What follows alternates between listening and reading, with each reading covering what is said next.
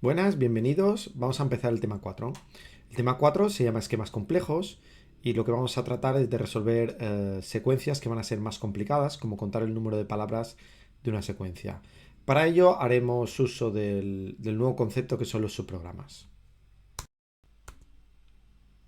En esta primera parte del tema 4, primero veremos un pequeño repaso, como hacemos siempre en los vídeos, sobre lo visto hasta ahora. Luego veremos el objetivo del tema 4, ya que en este vídeo no veremos el tema 4 al completo. Veremos el primer ejercicio, que será contar LEAs. Vamos a intentar ya hacer un algoritmo un poco más complicado. Pasaremos a ver el concepto de subprogramas, hablaremos sobre la visibilidad de las variables y por último veremos el paso por valor y el paso por referencia en los subprogramas. Hasta ahora hemos visto los tres primeros temas del contenido de la asignatura. En el tema 1, sobre todo destacar que vimos el sistema binario y vimos el proceso de generación del software. En el tema 2, vimos el concepto de variables, que teníamos diferentes tipos, booleanos, enteros, reales y carácter. Vimos los diferentes operadores, entre ellos el más importante, el igual, que es el operador de asignación. Vimos que la entrada-salida la haríamos por teclado y por pantalla a través del CIN y el COUT. Y por último vimos las estructuras de control. Teníamos estructuras de control que eran condicionales, el if, else, el if y el switch, y las estructuras de control que eran repetitivas, iterativas, como era el while, el do while y el for. En el anterior tema, en el tema 3, vimos dos esquemas, el esquema de recorrido y el esquema de búsqueda. El esquema de recorrido, recorreremos toda una secuencia hasta llegar al final. En el caso de las secuencias que vamos a tratar, van a ser textos. Textos que van a contener al final un punto. Y el algoritmo de búsqueda se va a caracterizar porque vamos a terminar en caso de encontrar lo que estamos buscando. El objetivo del tema 4 es seguir tratando secuencias, pero en este caso las preguntas que nos vamos a hacer van a ser un poco más complicadas. Por ejemplo, dada una secuencia terminada en punto, como la que tenemos aquí abajo, los sapos saben todo sobre nosotros, queremos, por ejemplo, saber el número de palabras que contienen más de 4 letras, que sería 1, 2, 3, 4. Entonces, la respuesta a esta pregunta tiene que ser 4 palabras. Contar el número de palabras que empiezan por SA. Pues en este caso tenemos sapos sería una, saben sería otra. Entonces tendríamos 2 palabras. Otra cuestión, por ejemplo, es contar las palabras que empiezan y terminan por la misma letra. En este caso tendríamos sapos porque empieza por S y termina por S. Y esta sería la única palabra. En este caso tendríamos solo una palabra cumple la condición. La siguiente, la cuarta cuestión, sería determinar la longitud de la palabra más larga. La longitud de esta palabra es 3, de esta es 5, de esta es 5, 4, 5 y esta aquí es 8. Entonces, la palabra más larga, su longitud es 8. Por último, otro ejemplo es contar el número de palabras que tienen como única vocal la O. Quiere decir que tienen vocales, las palabras, tienen que tener alguna vocal, y la única tiene que ser la O. Por ejemplo, los lo cumple, sapos no lo cumple porque aunque tenga O, tiene la A, que lo invalidaría, saben tampoco lo cumpliría, todo sí que lo cumpliría, sobre no lo cumpliría al tener la E, y nosotros lo cumpliría. Entonces tenemos 3 palabras. Y ese va a ser el tipo de ejercicios que vamos a intentar solucionar el tema 4. En esta primera semana del tema 4 no vamos a llegar a tratar esos ejercicios. Haremos un ejercicio más sencillo que es simplemente contar LAs las veces que aparece en la secuencia LA y veremos que va a ser necesario un nuevo concepto que es el concepto de subprograma, que es el que realmente trabajaremos durante esta semana. Vamos a ver el ejemplo que nos va a servir para la introducción del concepto de subprogramas. El problema va a ser contar LAs en una secuencia. En este ejercicio lo que queremos es dar una secuencia de minúsculas con espacios en blanco y terminar en punto, contar cuántas veces aparece una L seguida de una A. Por ejemplo, la secuencia la caracola tendremos que aparecer 2 veces. Lo que nos tenemos que plantear es qué tipo de algoritmo tenemos que usar. Tenemos dos opciones, el recorrido y la búsqueda. Por norma general, el estudiante a veces se lía en estos primeros pasos y piensa que es una búsqueda. Piensa que es una búsqueda porque se están buscando LEAs, pero realmente no es una búsqueda, no estamos buscando LEAs, porque al encontrar el primer LEA no terminamos, tenemos que continuar hasta el final. porque lo que queremos es contar cuántas veces aparece. Por ello, de lo que se trata es de un recorrido, no se trata de una búsqueda. Entonces lo que vamos a hacer va a ser un recorrido donde vamos a ir leyendo hasta llegar hasta el final de secuencia. ¿Qué es lo que haremos? Pues tendremos nuestra variable, que por ejemplo se llama C, e iremos leyendo los caracteres. Cuando encontremos el carácter de la L, lo que vamos a hacer va a ser leer el siguiente. Si el siguiente que hemos leído es una A, entonces tendremos que sumar 1 al contador. Si no es una A, entonces tendremos que seguir leyendo hasta encontrar otra vez otra L. Y cuando encontremos una L, leeremos el siguiente y nos volveremos a preguntar si es una A. Lo que hemos dicho es que tenía que tener un esquema de recorrido. Aquí tenemos el esquema de recorrido. Lo primero de todo que tenemos que hacer es una inicialización. La inicialización es poner el contador a 0. Y a continuación debemos avanzar al primer carácter. Vamos a hacer el ejemplo con esta secuencia aquí de hola caracola, con lo que C valdría el carácter H. A continuación tenemos el bucle, que va a ir iterando a través de todos los caracteres. Y por último debe mostrar los resultados, que lo que tendrá que hacer es mostrar por pantalla la variable contador. Dentro del bucle iterativo tenemos la parte del tratamiento del elemento actual y tenemos la parte de avanzar. El avanzar será leer el siguiente carácter. El tratamiento del elemento actual, lo que vamos a tener que hacer es lo siguiente. Primero comprobamos si el carácter que tenemos actualmente en curso, el que estamos tratando, es una L. En caso de que sea una L, tendremos que leer el siguiente carácter. En caso de que sea la L, leeríamos el siguiente carácter. Y si este carácter es la A, entonces debemos incrementar en 1 el contador. Vamos a ver cómo se comporta este algoritmo. Y posteriormente veremos que este algoritmo tiene dos fallos. El primer carácter que hemos leído es el carácter H, entonces es distinto de punto, entonces esta parte de aquí no la va a ejecutar, ya que H es distinto de L. Avanzará el siguiente carácter y entonces la variable C valdrá la O. A continuación se vuelve a repetir el bucle y leerá la L. Después de leer la L, lo que vamos a tener es que se va a venir aquí, a la cabecera del bucle mientras, del bucle while, y va a mirar C no es punto, esto es verdadero, y entonces va a hacer esta comprobación de aquí, este if.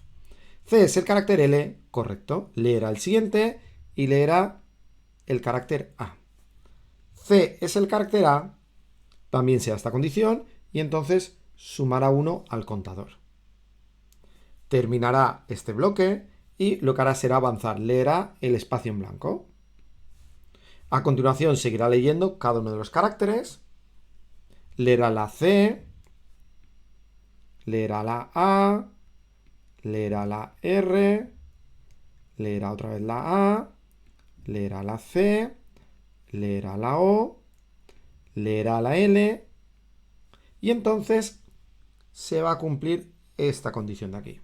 Al cumplirse, leerá el siguiente carácter, que es la A, y entonces acabará incrementando en 1 el contador, de forma que el contador valdrá 2. A continuación, hace este avanzar de aquí. Y lo que hace es leer el punto. Al leer el punto, se va a venir aquí a la parte del while, del mientras, punto C es distinto de punto, no va a ser verdadero, va a ser falso, entonces va a terminar el bucle mientras, va a continuar la ejecución por aquí y va a mostrar el 2. Ahora veremos un ejemplo, bueno, dos ejemplos donde no funciona este algoritmo. Como hemos visto con la secuencia hola caracola funcionaba perfectamente. Ahora vamos a ver dos secuencias donde este algoritmo falla. La primera secuencia que veremos es L punto. En esta secuencia va a fallar. Vamos a hacer el seguimiento. Primero de todo, inicializa el contador a 0 y a continuación lee el primer carácter, que será el carácter L. Esta condición de aquí se cumple, luego permanecerá en el bucle y lo que va a hacer es continuar ejecutando el bloque de código correspondiente al while. Lo que hace es comprobar este if, C es igual a L, es cierto, entonces va a leer el carácter punto. Al leer el carácter punto, se comprobará esto de aquí. C, que vale punto, es igual al carácter A, esto es falso, entonces no hará nada con el contador. ¿Dónde viene el problema? El problema viene que hemos avanzado aquí y aquí va a volver a avanzar. Entonces vamos a hacer otra lectura y vamos a hacer una lectura después del punto. Y esto está prohibido. Una vez terminada la secuencia, no podemos hacer una lectura después del carácter punto. ¿Por qué viene este problema? Pues porque realmente estamos haciendo una lectura que va a ser posterior a otra lectura. Dentro del mismo bucle estamos haciendo dos lecturas. Y ese va a ser el problema. Vamos a ver otro ejemplo donde falla. Por ejemplo, si tenemos LLA. Si tenemos, por ejemplo, la palabra llave, vamos a ver que tampoco funciona. Inicializamos el contador a 0. A continuación lee el primer carácter, que será una L. Entra dentro del bucle y analiza esta cuestión, esta comprobación. ¿Es cierto que C es igual a L? Es cierto. Y leerá el siguiente carácter. ¿Qué hace? Pues lee la segunda L, lee esta L de aquí. Y lo comprueba. C es igual a A, no es verdadero. Entonces no va a incrementar el contador, que está bien hecho. A continuación va a hacer una segunda lectura dentro del bucle. Y aquí es donde viene el fallo. El carácter C pasará a valer el carácter A. Perdón, la variable C pasará a valer el carácter A. Y no hemos incrementado el contador. Volverá al bucle y leerá posteriormente la V, leerá posteriormente la E, el punto y saldrá el bucle. Y nos mostrará por pantalla 0. Como vemos, lo que está pasando en este algoritmo es que estamos haciendo dos lecturas dentro del mismo bucle. Al realizar dos lecturas, lo que nos puede pasar es que aquí leamos un punto y entonces vamos a leer después del punto, o aquí estamos leyendo la segunda L de llave y entonces la A la vamos a leer aquí. En la siguiente diapositiva veremos cuál es el algoritmo correcto. Aquí tenemos la solución corregida. En la solución corregida lo que hemos hecho es que en cada iteración del bucle solo se realice un avanzar, solo se haga una lectura de esta variable C.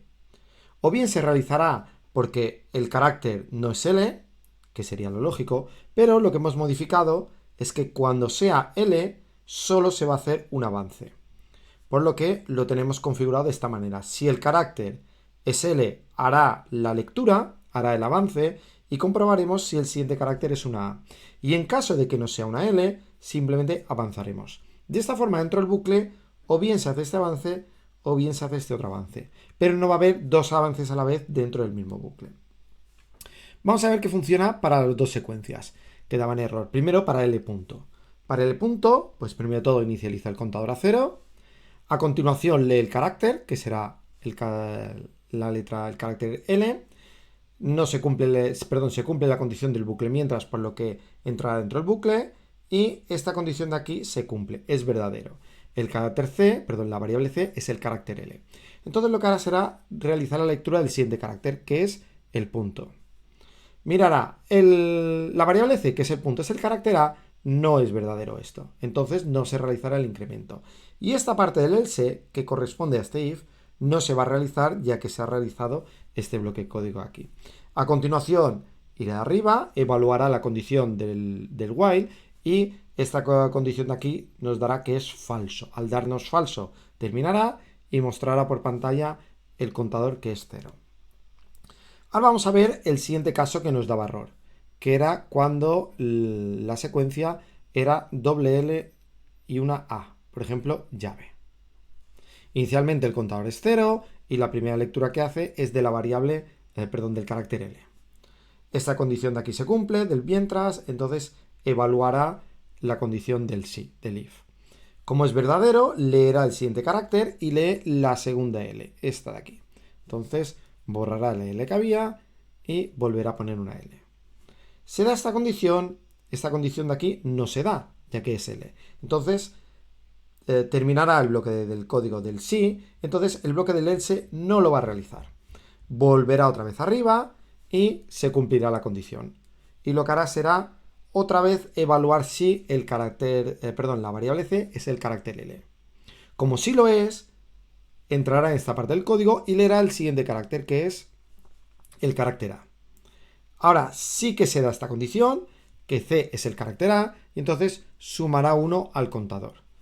Esta condición de aquí no se ejecutará del else, ya que se ha ejecutado en la condición de verdadero del if. Se volverá a repetir el código, al ser verdadero, y en este caso no se dará esta condición, ya que el carácter es A. Realizará la lectura a través de este leer, valdrá V. A continuación volverá a iterar, no se da la circunstancia de que la variable c sea el carácter L, entonces leerá el siguiente carácter que es la E, posteriormente volverá a repetir el bucle y leerá el carácter punto. Después de leer el carácter punto en este leer, vendrá arriba, no se dará la condición del bucle mientras y terminará mostrando por pantalla un 1. Aquí tenemos el código fuente del algoritmo corregido y que funciona perfectamente. Primero tenemos las inicializaciones, que sería simplemente el contador inicializado a 0, declarar la variable de tipo carácter que es c, la primera lectura, y aquí está el bucle mientras, es el recorrido. Mientras no final, hacemos el tratamiento del elemento actual que realmente estará incluido con el avance y tenemos el avance en caso de que el carácter no sea la L. Y finalmente muestra por pantalla cuántas veces aparece LA. Vamos a ejecutarlo y vamos a comprobar el resultado. Ponemos hola caracola y nos muestra que aparece 2 veces. Vamos a probar con las secuencias que nos podían dar error. Por ejemplo, L punto nos dice que aparece 0 veces. O bien, poner llave y vemos que nos dice que aparece 1 vez. Podemos probar una secuencia más complicada, o una de las que suele dar error, que es un punto simplemente, y nos dice que aparece 0 veces. El problema de este algoritmo, de esta solución, es que este código es difícil de leer, es difícil de seguir, es bastante complicado, enrevesado. Primero tenemos que miramos si es una L, luego hacemos una lectura y en caso de que sea A, pues va a hacer el incremento. Si sabemos lo que tiene que hacer el programa, pues fácilmente vamos a deducir qué hace cada cosa. Pero si nos pasan este código directamente, si a partir del código tenemos que deducir qué hace, va a ser un poco complicado.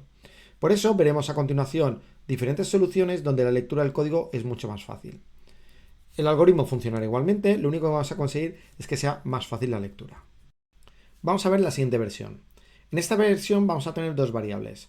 Una que hace referencia al carácter anterior, que se llama cant, y la otra que hace referencia al carácter actual, que se llama c. Lo que haremos será ir recorriendo la secuencia y en cada momento tendremos el par de letras, el par de caracteres que estamos tratando. Inicialmente, pues tendremos esta pareja de aquí, ya veremos por qué, que sería el espacio en blanco y la H.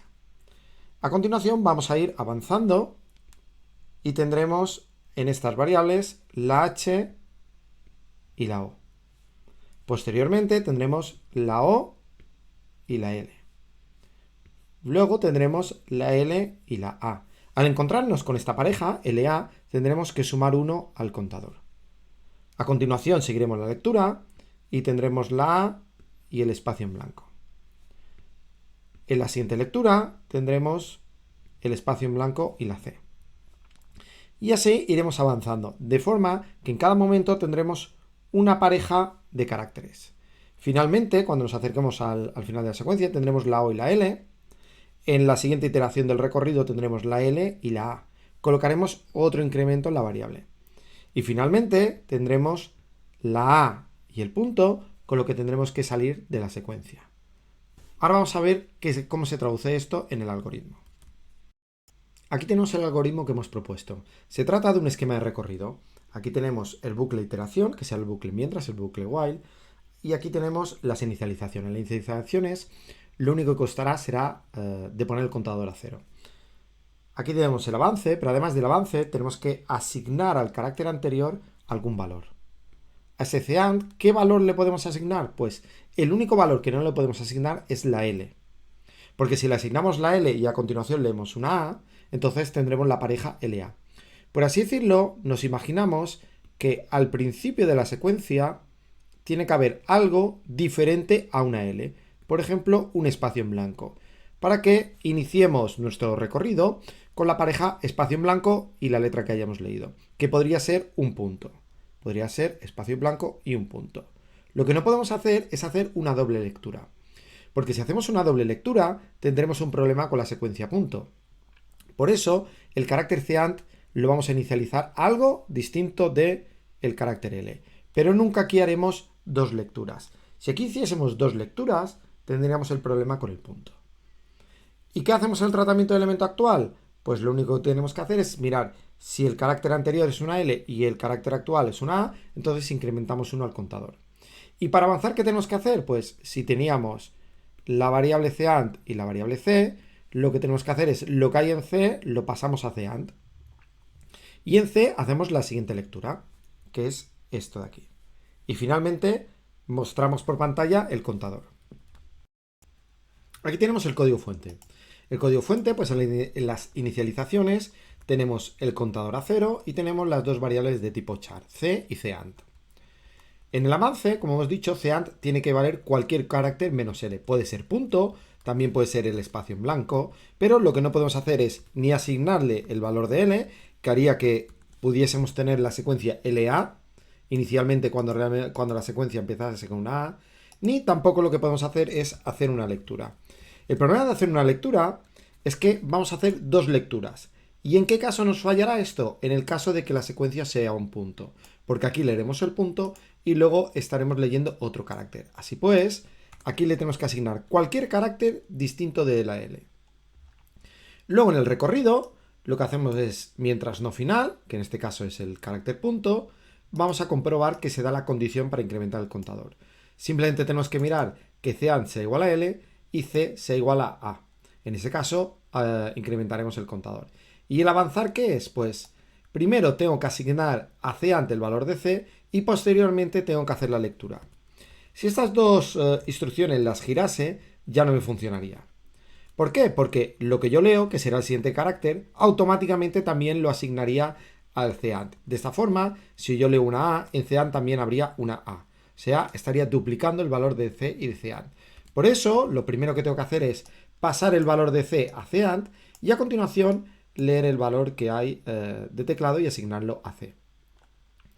Si yo, en vez de querer contar el número de veces que aparece LA, por ejemplo, quiero contar el número de veces que aparece ELA, ¿qué es lo que tengo que hacer? Pues bueno, lo único que voy a tener que hacer es tener una variable más, que sea, por ejemplo, cAnd o cAnd2 para no escribir tanto. ¿Qué debo hacer? Pues esta variable la debo inicializar a cualquier cosa que sea, por ejemplo, diferente de espacio en blanco.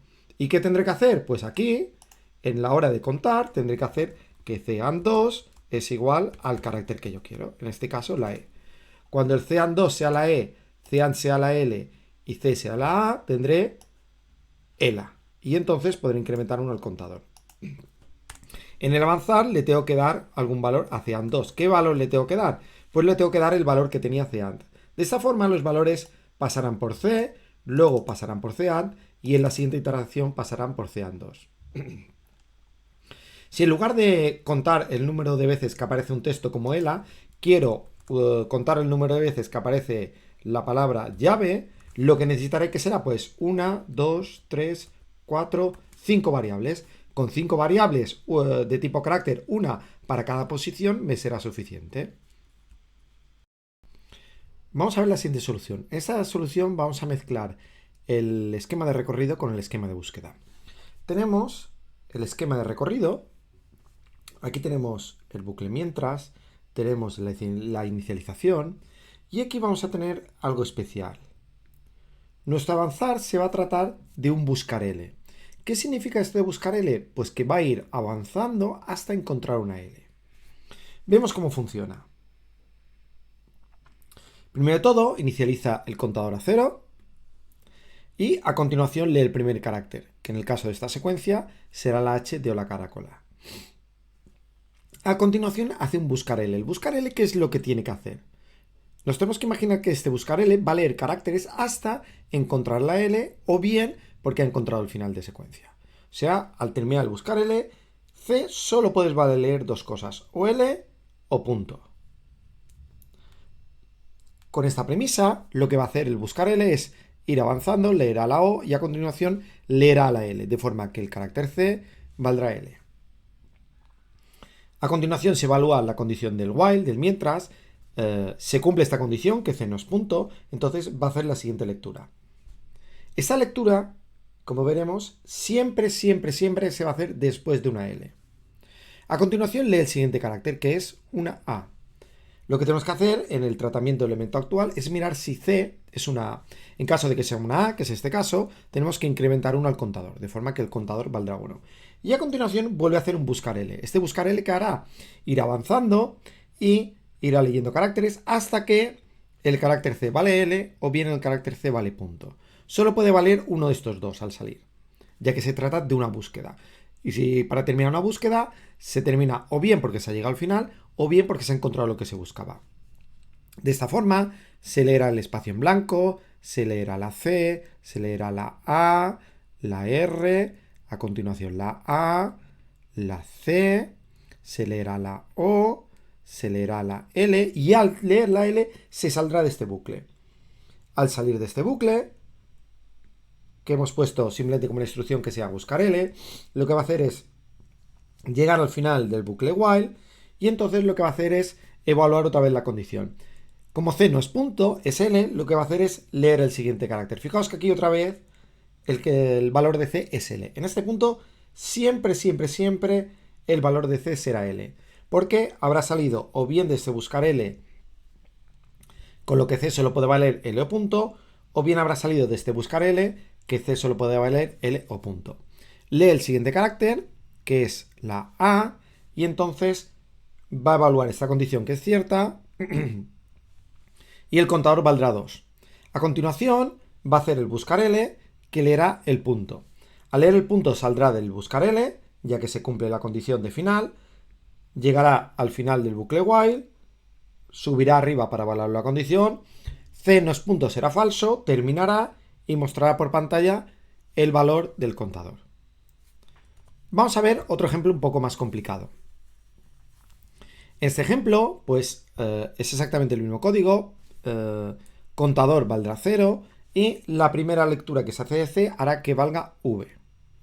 A continuación se hace un buscar L. El buscar L saltará todos los caracteres hasta llegar a la primera L. Entonces, vale L. Esta condición se cumple, leerá el siguiente, que es una A, y entonces incrementará el contador. A continuación hace un buscar L. Este buscar L, ¿qué hace? Pues vuelve a avanzar en la secuencia hasta encontrar la siguiente L, que será la L de luna. Termina el bucle while, evalúa la condición del bloque del esquema de recorrido y lee el siguiente carácter, que valdrá U. En este caso, no se cumple la condición y entonces no incrementa el contador. A continuación, vuelve a hacer el avanzar, que es un buscar L, y avanzará hasta esta L de aquí. De forma que el carácter C valdrá L. Volverá arriba y fijaos que una vez más, en este momento, el carácter C vale L. Lee el siguiente carácter, que es la A. Se cumple la condición y entonces incrementa en 1 el contador y el contador valdrá 2. Otra vez vuelve a ejecutar el buscar L. ¿Qué hace el buscar L? Avanza hasta la siguiente L. Entonces C valdrá L. Vuelve a leer el siguiente carácter y este carácter vale L. No se cumple la condición. Y ojo, porque ahora viene una cosa un tanto extraña y es que el buscar L no va a hacer ninguna lectura, porque se trata simplemente de un bucle que va a leer mientras que C sea distinto de L y C sea distinto de punto. Como C vale L, aquí dentro no se producirá ninguna lectura. Volverá otra vez arriba, leerá el siguiente carácter que vale A. Al ser una A, se realizará el incremento y el buscar L avanzará hasta el punto. Vendrá aquí, saldrá y mostrará por pantalla el 3. ¿Qué pasa si tuviésemos la secuencia que antes estaba fallando, que era solo una L y un punto? Si era una L y solo un punto, haría el leer C haría que C valiese L, y el buscar L no va a avanzar para nada, ya que el carácter C ya vale L. Esta condición será verdadero, se leerá el siguiente carácter, que es el punto, y no se incrementará, ya que la variable C no vale punto. Perdón, no vale A al valer punto. Y a continuación se ejecuta el buscar L. El buscar L, como he dicho, avanza mientras que sea distinto de punto y sea distinto de L. Como ya vale punto, no va a hacer ninguna lectura. Se viene acá arriba, no se cumple con la condición y mostrará el contador que es 0. Vamos a ver otro caso, perdón, vamos a ver el último caso, que es en el caso de que sea la secuencia sin contenido, que sea simplemente un punto. Si es un punto, el contador vale 0, se hace la primera lectura, que vale punto, el buscar L no avanzará, ya que C vale punto, y a continuación se evalúa la condición del mientras, del while. C no es punto, es falso, entonces no hará ninguna iteración en el bucle y mostrará por pantalla el valor 0. Como hemos visto, lo interesante de este esquema es que estamos fusionando de alguna forma el esquema de recorrido con el esquema de búsqueda. El buscar L este de aquí es un esquema de búsqueda. Y es un esquema de búsqueda que está repetido, está 2 veces, con lo que aquí tendríamos que tener 2 veces el mismo código. Lo que vamos a ver ahora es el concepto de subprograma, que es realmente para que hemos hecho todos estos ejemplos de contar LEAs, para ver que a veces es necesario repetir el código. Entonces, ¿qué va a ser un subprograma? Un subprograma va a ser como una plantilla donde vamos a poder repetir el código. En algún sitio le vamos a decir qué hace el buscar L, le diremos buscar L. El buscar L lo que tiene que hacer es esto de aquí, lo que sea, que será un bucle. Y entonces aquí le diremos que lo que tiene que hacer es el buscar L. ¿Y qué hará el programa cuando encuentre un buscar L? Pues ejecutará este código, esta plantilla que le hemos dicho. De esta forma, el buscar L lo hacemos solo una vez y lo podemos ejecutar varias veces. Ahora haremos un pequeño paréntesis en lo que estamos trabajando, que era contar LEAs, para ver el concepto de subprogramas. Veremos cómo definir subprogramas y posteriormente lo utilizaremos de vuelta en el ejercicio que estamos haciendo para resolverlo. ¿Qué es un subprograma? Un subprograma es un bloque de código que vamos a poder utilizar y reutilizar dentro de nuestro programa.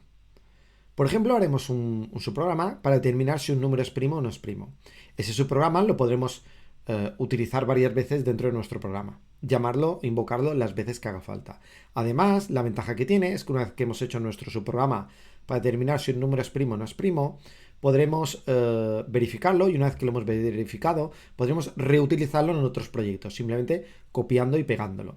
Y de esta forma, a base de subprogramas, montar una librería con funciones, con subprogramas que nos van a servir. ¿Qué tiene un subprograma? Pues primero de todo tiene un nombre. Y este nombre tiene ciertas restricciones. ¿Qué restricciones tiene? Pues las mismas restricciones que tenía una variable.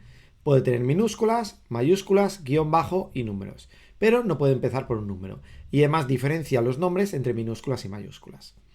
Y por una parte tendrá información de entrada, que serán los parámetros, y tendrá información de salida, que será el tipo de retorno.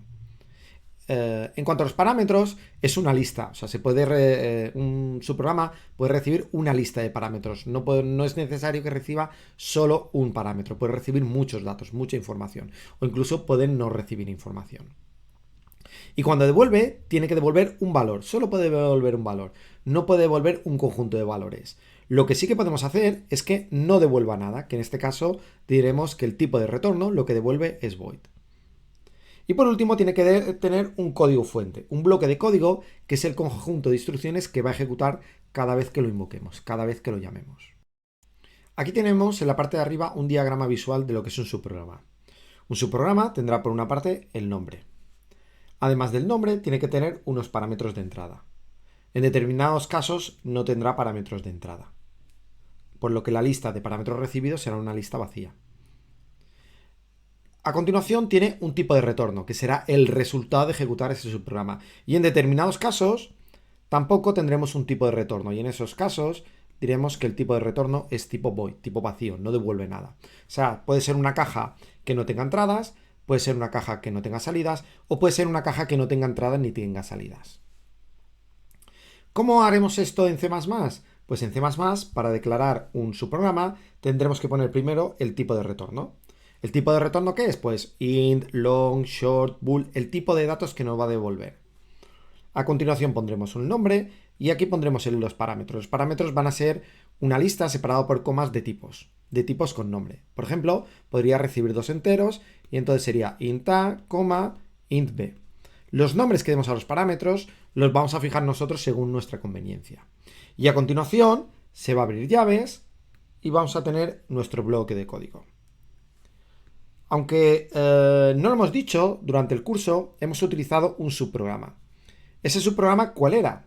Pues ese subprograma era el main. El main realmente, si os fijáis, tiene una estructura de subprograma, donde el tipo de retorno es de tipo entero, el nombre se llama main, que es un nombre especial, no tiene parámetros, no recibe ningún tipo de parámetros, y a continuación abríamos llaves y cerrábamos llaves. Y era aquí donde nosotros poníamos nuestro código. ¿Qué tiene especial el main? El main lo que tiene especial es que es el subprograma que se va a ejecutar cuando nosotros ejecutamos nuestro programa. Cuando ejecutamos nuestra aplicación, el primer subprograma que se va a ejecutar es el main. De forma que el main luego hará llamadas a otros subprogramas. La mejor forma de ver subprogramas es a través de ejemplos. En este primer ejemplo veremos un subprograma que tiene que convertir de centímetros a pulgadas. Entonces la entrada de datos será un valor numérico de tipo real que representará los centímetros y la salida será un valor también de tipo real que representará las pulgadas que hemos recibido como centímetros. En este ejemplo vamos a hacer un subprograma que calcule la solución de una ecuación de segundo grado. Una ecuación de segundo grado, como vemos aquí en la fórmula, tiene dos posibles soluciones. Como un subprograma no puede devolver dos valores, lo que haremos es que esos dos valores los devuelva en un paso por referencia. Es decir, además de tener los datos de entrada, los parámetros de entrada para calcular la ecuación de segundo grado, tendremos dos parámetros que van a ser los resultados.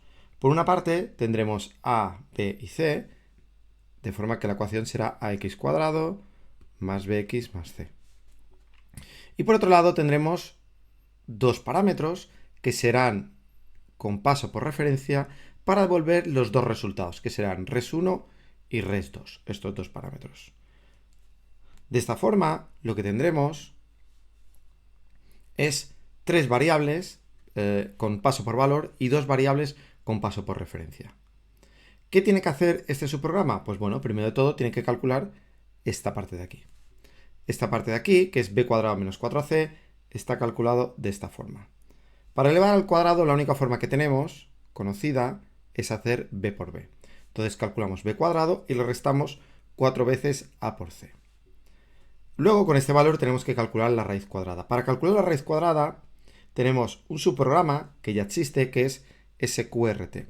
Sqrt viene del inglés square root, raíz cuadrada. Y está incluido dentro de otra librería. Luego en Visual Studio veremos cómo se hace esto, incluir otra librería.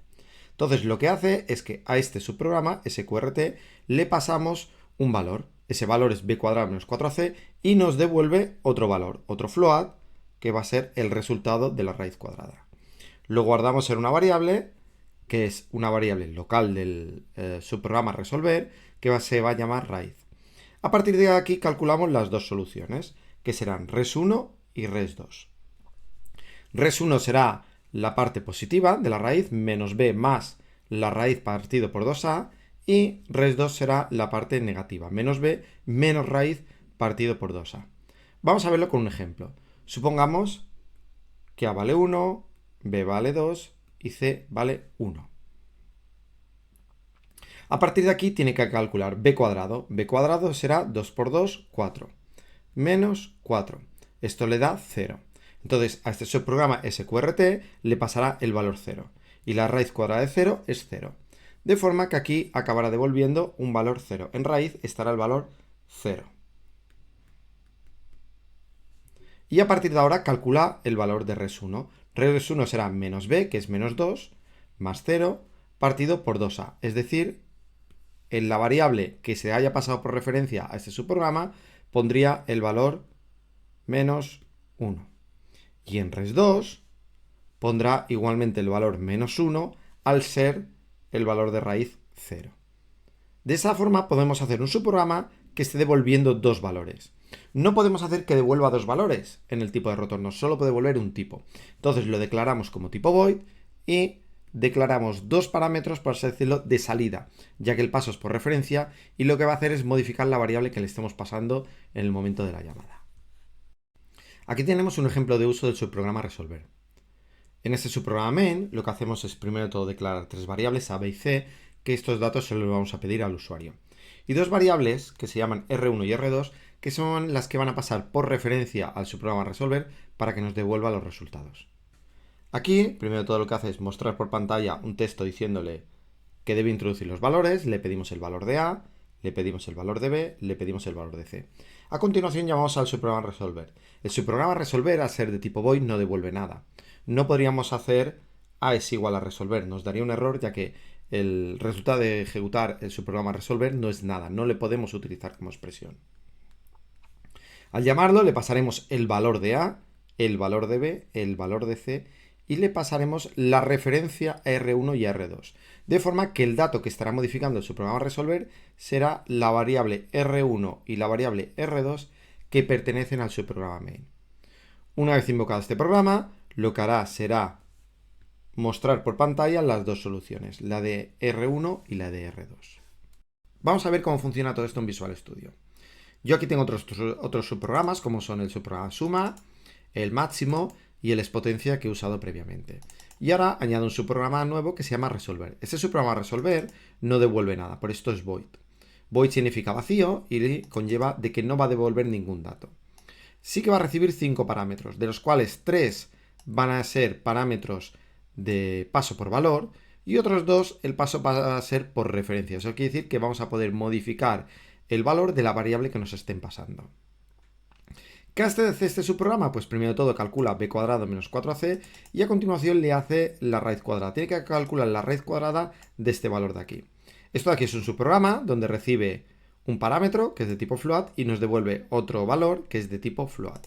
Para poder utilizar este subprograma, el square root, que significa raíz cuadrada en inglés, tenemos que incluir esta librería que se llama cmath. Dentro de esta librería, además de tener el subprograma de cálculo de raíces cuadradas, que es SQRT, tenemos otra serie de subprogramas, como por ejemplo el POW, que sirve para elevar a una potencia, tenemos log para calcular el logaritmo, es para elevar al número e, etc. Tenemos bastantes funciones. Tras calcular la raíz, lo que hace es calcular res1 como menos b más la raíz partido por 2a y res2 como menos b menos la raíz partido por 2a. ¿Qué hace el programa principal? Pues llama a este subprograma resolver. Primero de todo pide los tres valores A, B y C y a continuación hace la llamada. Importante ver que estos tres parámetros lo que va a hacer es coger el valor que tiene A y pasárselo, coger el valor que tiene B, pasárselo, coger el valor que tiene C y pasárselo. Sin embargo, con R1 no le pasa el valor, le pasa la variable al completo y va a poder modificar esta variable. De forma que cuando termine la ejecución de este subprograma, en R1 tendremos el resultado número 1 de la ecuación de segundo grado. Y lo mismo con R2, el paso es por referencia. Vamos a ver una ejecución y vamos a comprobar que funciona. Yo le puedo poner el ejemplo que he puesto antes, A vale 1, B vale 2, C vale 1 y entonces tiene una solución doble que es menos 1. Vamos a hacer otra ejecución y vamos a poner otros valores, por ejemplo A1, B4 y C3. En este caso, pues la solución ya no es doble y tenemos que x es igual a menos 1 y x es igual a menos 3. Vamos a poner otro ejemplo más curioso, que es el caso en el que el radicando b cuadrado menos 4c sea negativo. Por ejemplo, si ponemos A1, B1 y C1, no tiene soluciones reales, tiene soluciones complejas debido a que la raíz es negativa. Lo que sucede es que la raíz negativa, SQRT, no la puede calcular. Y entonces lo que devuelve es nota number. Nota number significa no es un número, significa que realmente no es un número de los reales, es un número complejo. Y a partir de ahí ese nota number lo sumemos, lo restemos, lo multipliquemos, siempre tendremos ese valor. Por eso nos muestra este nota number o este indefinido. Es porque no ha podido calcular el valor como valor real al realizar la llamada a SQRT. Hemos finalizado el paréntesis que habíamos hecho para explicar el concepto de subprograma. Ahora vamos a retomar lo que estábamos haciendo, que era contar LEAs dentro de una secuencia, usando subprogramas. Vamos a recordar qué era lo que intentábamos hacer con el contar LEAs. Lo que queríamos era contar las parejas de LEAs que aparecían. Por ejemplo, aquí aparecía una y aquí aparecía otra. Para ello lo que íbamos a hacer era utilizar un subprograma que era el buscar L. Este buscar L iba a ser nuestro avanzar. Lo primero de todo que hacíamos era una lectura del primer carácter y a continuación avanzamos hasta la primera L. En este momento de aquí, dentro del bucle, leíamos el siguiente carácter, que en este caso era la A. Si este carácter es una A, íbamos a sumar 1 y a continuación íbamos a avanzar hasta la siguiente L. Íbamos a volver a repetir el bucle y íbamos a realizar la lectura del siguiente carácter. Si este carácter era una A, íbamos a sumar otro al contador. Y a continuación íbamos a hacer otra vez el avance del buscar L. el avance del buscarle L, en este caso, no iba a parar porque encontrásemos una L, sino que iba a parar porque encontrásemos un punto. Entonces, al valer punto, vendrá aquí a la condición del bucle mientras, del bucle while, y como esta condición será falsa, saldrá y nos mostrará el número 2, que es el número de veces que aparece la pareja LA. Vamos a ver el código de esta solución para contar LAs. Aquí tenemos el programa principal, que era lo que habíamos visto en la diapositiva anterior, donde inicializamos el contador, hacemos la lectura, avanzamos hasta la primera L, y aquí, mientras que no lleguemos al final, haremos una lectura del siguiente carácter. Pensar que en este punto de aquí C siempre será igual a L. Esa condición siempre se va a cumplir, ya que si no es L quiere decir que es punto y entonces hubiese salido el bucle. ¿Por qué será L o punto? Porque antes ha hecho un buscar L. Y este buscar L solo puede salir por dos opciones, o porque vale L o porque vale punto. Después de hacer la siguiente lectura, la lectura del siguiente carácter, sumaremos 1 al contador si el carácter leído es una A, y a continuación avanzará hasta la siguiente L. En caso de que sea L no hará ninguna lectura, o en caso de que sea punto no hará ninguna lectura. Nos queda por ver cómo vamos a gestionar la variable esta que van a compartir de lectura y la definición del subprograma. Primero veremos el subprograma. El subprograma buscar L simplemente es un algoritmo de búsqueda que lo que hace, mientras que C sea distinto de punto y C sea distinto de L, va a ir realizando lecturas de caracteres y las va a ir guardando en C. Ahora aquí tenemos un problema, ya que el programa principal tiene que hacer uso de una variable que se llama C y el subprograma buscar L también hace uso de esta variable. Una solución que es factible, que es posible, es utilizar una variable global. Esta variable global está a la misma altura que el buscar L y que el main. Eso significa que la van a poder compartir. Esta variable se creará antes de comenzar el programa main, antes de ejecutarse cualquier instrucción, y será accesible por cualquiera de los subprogramas. De forma que el main va a leer y va a consultar los datos de C, y lo mismo el buscar L. Va a ser como un almacén de datos donde los dos subprogramas van a poder introducir datos o leer datos para compartir datos. ¿Cómo es todo esto en Visual Studio? Pues por una parte tendremos la cabecera para incluir la librería IOStream, que es la librería que nos permite utilizar Zein y Cout. El Using Namespace STD nos sirve porque el Zein y el Cout están en una librería que se llama STD de estándar y por defecto va a utilizar esa librería. Y a continuación, al mismo nivel, fijaos que tenemos tres cosas. Lo único que he hecho ha sido colapsarlo, contraer los subprogramas. Tenemos la variable global, que se llama la C, de tipo char. Tenemos el subprograma buscar L, que no devuelve nada y no recibe parámetros. Y el subprograma main, que siempre tiene que devolver un entero y no recibe parámetros. El main lo que va a hacer es llamadas al buscar L cada vez que tenga que avanzar. Cada vez que tenga que hacer ese avance hasta la siguiente L, va a llamar al subprograma buscar L, que es en estos dos casos. Vamos a ver un ejemplo de ejecución y vamos a comprobar que funciona. Por ejemplo, con la secuencia hola caracola. Ahora está compilando.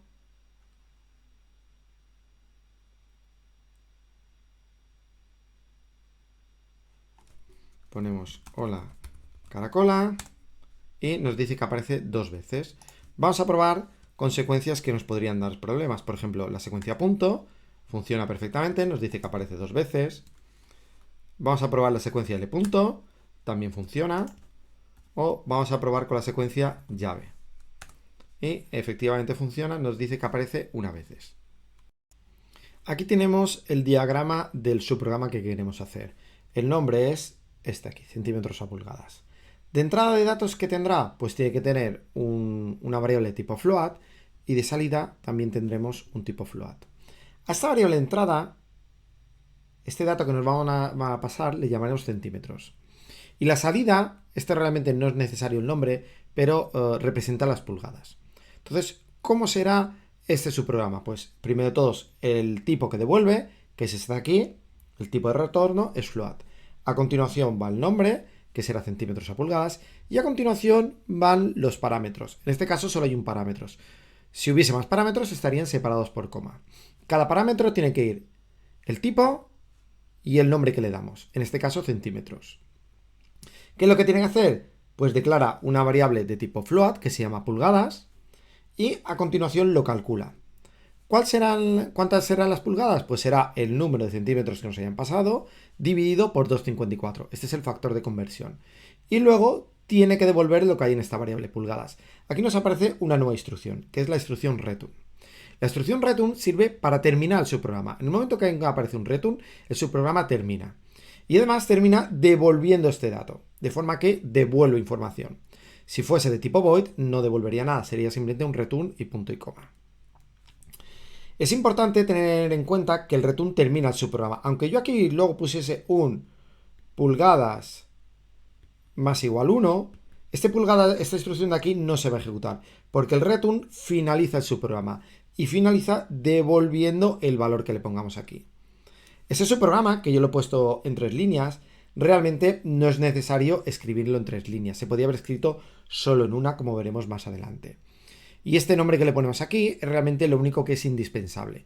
Lo que sí necesitamos es el tipo de retorno, el nombre y la lista de parámetros. Y a continuación definir qué es lo que hace y devolver los datos con la instrucción return.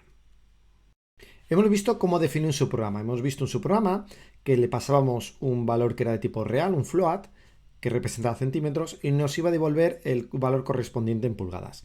Ahora vamos a ver cómo invocar un subprograma, cómo utilizarlo. Para ello vamos a hacerlo dentro de otro subprograma, que va a ser el main. Este programa principal lo que va a hacer es primero mostrarle por pantalla al usuario que introduzca los centímetros y le mostrará el valor en pulgadas. Lo que hace es declarar dos variables, una que se llama cent y otra que se llama pool. Le he de teclado el valor en centímetros con la instrucción cint. Y a continuación aquí es donde viene lo nuevo, en esta instrucción de aquí. ¿Qué es lo que hace? Pues va a llamar al subprograma centímetros a pulgadas, le pasa por parámetro, esto será entre paréntesis, el valor, y va a devolverle el valor en pulgadas. De forma que este resultado de aquí, el resultado de esta expresión, será el resultado de llamar al subprograma centímetros a pulgadas. Es decir, lo que nos devuelva en el return será el valor que esté aquí dentro. Y finalmente lo que hace es mostrar esta variable pool que ha sido asignada al resultado del subprograma centímetros a pulgadas, lo va a mostrar por pantalla. Por una parte hemos visto cómo define un subprograma y por otra parte hemos visto cómo llamar a ese subprograma. Ahora lo veremos todo junto en un fichero CPP. Por una parte tenemos las definiciones, la inclusión de las cabeceras y el using name space std. Nosotros hasta ahora teníamos un único subprograma, que era el main, que era el programa principal. Ahora, además, empezaremos a tener subprogramas. El orden de colocación de estos subprogramas es importante. Un subprograma tiene que aparecer siempre antes de ser llamado. Por ejemplo, si yo quiero llamar al subprograma centímetros a pulgadas desde el main, ese subprograma tiene que estar antes. ¿Eso qué quiere decir? Que el main, como es el subprograma que no es llamado por nadie, siempre estará al último. Y encima del main irán apareciendo todos los subprogramas que vayamos definiendo. Vamos a ver ahora paso a paso qué es lo que hace. Pues primero de todo muestra por pantalla el mensaje de que debe introducir los centímetros, declara la variable cent, declara la variable pool. Estas variables son variables del main y es el único que puede utilizar estas variables. A continuación lee de teclado. Supongamos que el usuario pone el valor 5.08. A continuación lo que va a hacer es llamar al programa centímetros a pulgadas. Como parámetro, ¿qué le pasa? Le pasa el valor que tiene la variable cent. Entonces, lo que se hará es este valor, lo recogerá, vale 5,08 y lo pondrá en esta variable de aquí. Valdrá 5,08. Y a continuación empieza la ejecución de este subprograma centímetros a pulgadas. Primero de todo declara una variable que sea pulgadas y a continuación le asigna el resultado de dividir 5.08 entre 2,54 y esto es 2.0. Y a continuación lo que hace es devolver lo que hay en la variable pulgadas, que es este 2.0. Como resultado, lo que tendremos es que esta expresión de aquí, una vez evaluada, vale 2.0. Esta expresión la podría sumar, le podría multiplicar, le podría haber hecho cualquier cosa. Y lo que hace es asignarlo a la variable pool, de forma que pool valdrá 2.0. Y a continuación lo muestra por pantalla. De forma que por pantalla saldrá el resultado de calcular de centímetros a pulgadas, que será 2.0. Hay que tener en cuenta que estos subprogramas, cada uno es como si fuese un ente por separado. El main tiene la variable cent y tiene la variable pool. Estas variables solo las puede utilizar el main. El subprograma centímetros a pulgadas no puede hacer uso de estas variables. Y al revés, el subprograma centímetros a pulgadas tiene la variable centímetros, que es un parámetro, y la variable que es pulgadas. El main no puede acceder a estas variables. Esas variables son solo de uso interno. Se dice que son variables locales. Es decir, el subprograma main tendrá sus propias variables y el subprograma centímetros a pulgadas tendrá sus otras variables. Para comunicarse lo harán a través del paso de parámetros y del retorno de los subprogramas. Esta es la única forma que tienen de comunicarse los subprogramas. Vamos a ver en Visual Studio cómo funciona esto. Por una parte tengo las cabeceras, que es incluir la librería de entrada-salida, el Using Namespace STD, que es para utilizar por defecto la librería estándar, y a continuación tengo los dos subprogramas, que me permite colapsarlos o expandirlos con el menos y el más. Esto es una cosa que permite el Visual Studio. Fijaos que el main es el último que aparece. ¿Por qué? Porque en el momento que llamo centímetros a pulgadas, antes tiene que estar declarado, tiene que estar definido. Si yo hiciese esto de aquí, lo pusiese de esta forma, primero el main y luego el centímetros a pulgadas, fijaos que esto me va a dar un error cuando yo trate de compilarlo. Si yo lo compilo, me va a dar un error porque me va a decir que no sabe lo que es centímetros a pulgadas. ¿Por qué? Porque empieza a compilar desde el principio del fichero y cuando llega a esta línea de aquí, que es centímetros a pulgadas, todavía no le he dicho qué es lo que es. Fijaos, aquí me ha dado el error, ese es el error, centímetros a pulgadas no se encontró el identificador. ¿Qué quiere decir? Que ha empezado a compilar, empieza a compilar desde arriba hasta abajo, llega a esta línea y no sabe de qué le estoy hablando. ¿Qué es lo que tengo que hacer? Siempre tengo que tener antes los subprogramas antes de llamarlos, tienen que estar definidos. Y de esta forma lo voy a poder ejecutar. Lo ejecuto. Le pongo, por ejemplo, 5.08 y me dice que son 2 pulgadas. Vamos a hacer diferentes pruebas. Primero de todo habíamos dicho que no era necesario escribir todo este código. ¿Por qué? Realmente yo esto lo puedo escribir con una sola sentencia. Voy a dejar esto comentado. Y vamos a ver cómo puedo escribir una sola sentencia. Yo puedo escribir un return y aquí le tengo que poner lo que tengo que devolver. ¿Qué tengo que devolver? Pues realmente lo que tengo que devolver son los centímetros dividido por 2.54. No es necesario que pase por una variable. No pasa nada si lo hago. Si queda más claro, lo podéis hacer así. Aquí lo que hago es declarar una variable pulgadas, le asigno el valor centímetros partido 54 y acaba devolviendo el valor pulgadas. Bueno, pues aquí realmente lo que hago es ya devolver el valor que recibo, que se llama centímetros, lo devuelvo por 2.54. Otro aspecto que hay que ver es que esta variable, este parámetro, yo le puedo llamar como quiera. En vez de cent, yo le puedo llamar piso. Y aquí entonces le llamaré piso. No le voy a llamar piso porque realmente conlleva a dudas, a no saber realmente de qué se trata este parámetro. Y por eso es mejor tener un nombre que sea identificativo. Pero dentro del subprograma yo le puedo llamar como quiera. Y el que lo llama no es necesario, el que invoca este programa, este subprograma, no es necesario que tenga el mismo nombre. Fijaos que aquí se llama cent y aquí se llama centímetros. Dentro de este subprograma yo puedo utilizar las variables que yo ya he definido. En este caso solo tengo centímetros. Y en el main yo puedo utilizar las variables que ya haya definido. En este caso cent y pool. Si yo aquí quiero, por ejemplo, hacer un cout de centímetros, quiero utilizarla, me va a dar un error. ¿Por qué? Porque esta variable centímetros no está declarada dentro del main, está declarada en otro subprograma. Y en los subprogramas yo solo puedo hacer uso de las variables que tengo definidas dentro de ellas. Así pues, el main tendrá sus variables y cualquier subprograma, en este caso centímetros a pulgadas, tendrá sus variables que serán los atributos más las variables que yo defina. Otro aspecto a tener en cuenta es que yo aquí no hace falta que le pase una variable, le puedo pasar un número. Yo, por ejemplo, podría hacer pool es igual centímetros a pulgadas de 10.25. Y va a funcionar igualmente de bien. Y luego hacer un cout de pool. En este caso, cuando se encuentre esta instrucción, lo que hace es que tiene que llamar al subprograma centímetros a pulgadas. Y lo que va a hacer es pasarle este valor que tiene aquí directamente. Este 10.25 lo copiará en la variable centímetros, en el parámetro centímetros, y a continuación empezará la ejecución, que lo que hace es devolver este 10.25 dividido entre 254. Será el resultado de esta expresión y lo aguardará en pool. Y a continuación lo muestra. Vamos a ver el ejemplo. Sigue pidiéndome por teclado un valor, que le pondremos un valor cualquiera. Por ejemplo, le pondré 2.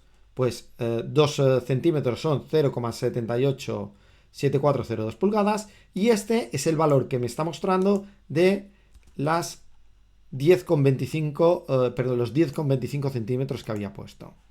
Fijaos que yo aquí le puedo poner cualquier expresión. Yo le podría haber puesto pool por 5. Y entonces lo que va a hacer es el valor de la variable pool lo va a multiplicar por 5 y este valor lo va a copiar en la variable centímetros y va a ejecutar el subprograma centímetros. Perdón, en el subprograma centímetros a pulgadas. Va a ejecutar el subprograma centímetros a pulgadas y va a acabar devolviendo el valor que toca. Al igual que yo en el parámetro le puedo poner cualquier expresión, no hace falta que sea una variable o una constante, puedo poner incluso una expresión de pool por 5, aquí le puedo sumar cualquier valor, o le puedo operar con el valor que me devuelve cualquier valor. Fijaos que esto es una expresión que me devuelve un float, pues este float le puedo sumar 1. De forma que puedo saber cuántos centímetros... Perdón, lo estaba haciendo al revés. Esto es cent y esto es cent. Puedo coger los centímetros y multiplicarlos por 5, o puedo coger simplemente los centímetros, pasarlo a pulgadas y sumarle 1. Esto de aquí no es más que una expresión cualquiera. Una expresión que yo puedo, o un valor que yo puedo sumar o puedo operar. Yo puedo dividirlo por 2.5, le puedo multiplicar por 7, o incluso podría utilizarlo para pasarlo a otro subprograma, como veremos más adelante. Vamos a ejecutarlo y vamos a ver que esto compila. En este caso me mostrará los centímetros que son, las pulgadas que son el valor que le ponga, por ejemplo 254. A continuación me muestra el 254 multiplicado por 5. Me muestra este valor de aquí, es el 254 multiplicado por 5, que serán 5 centímetros.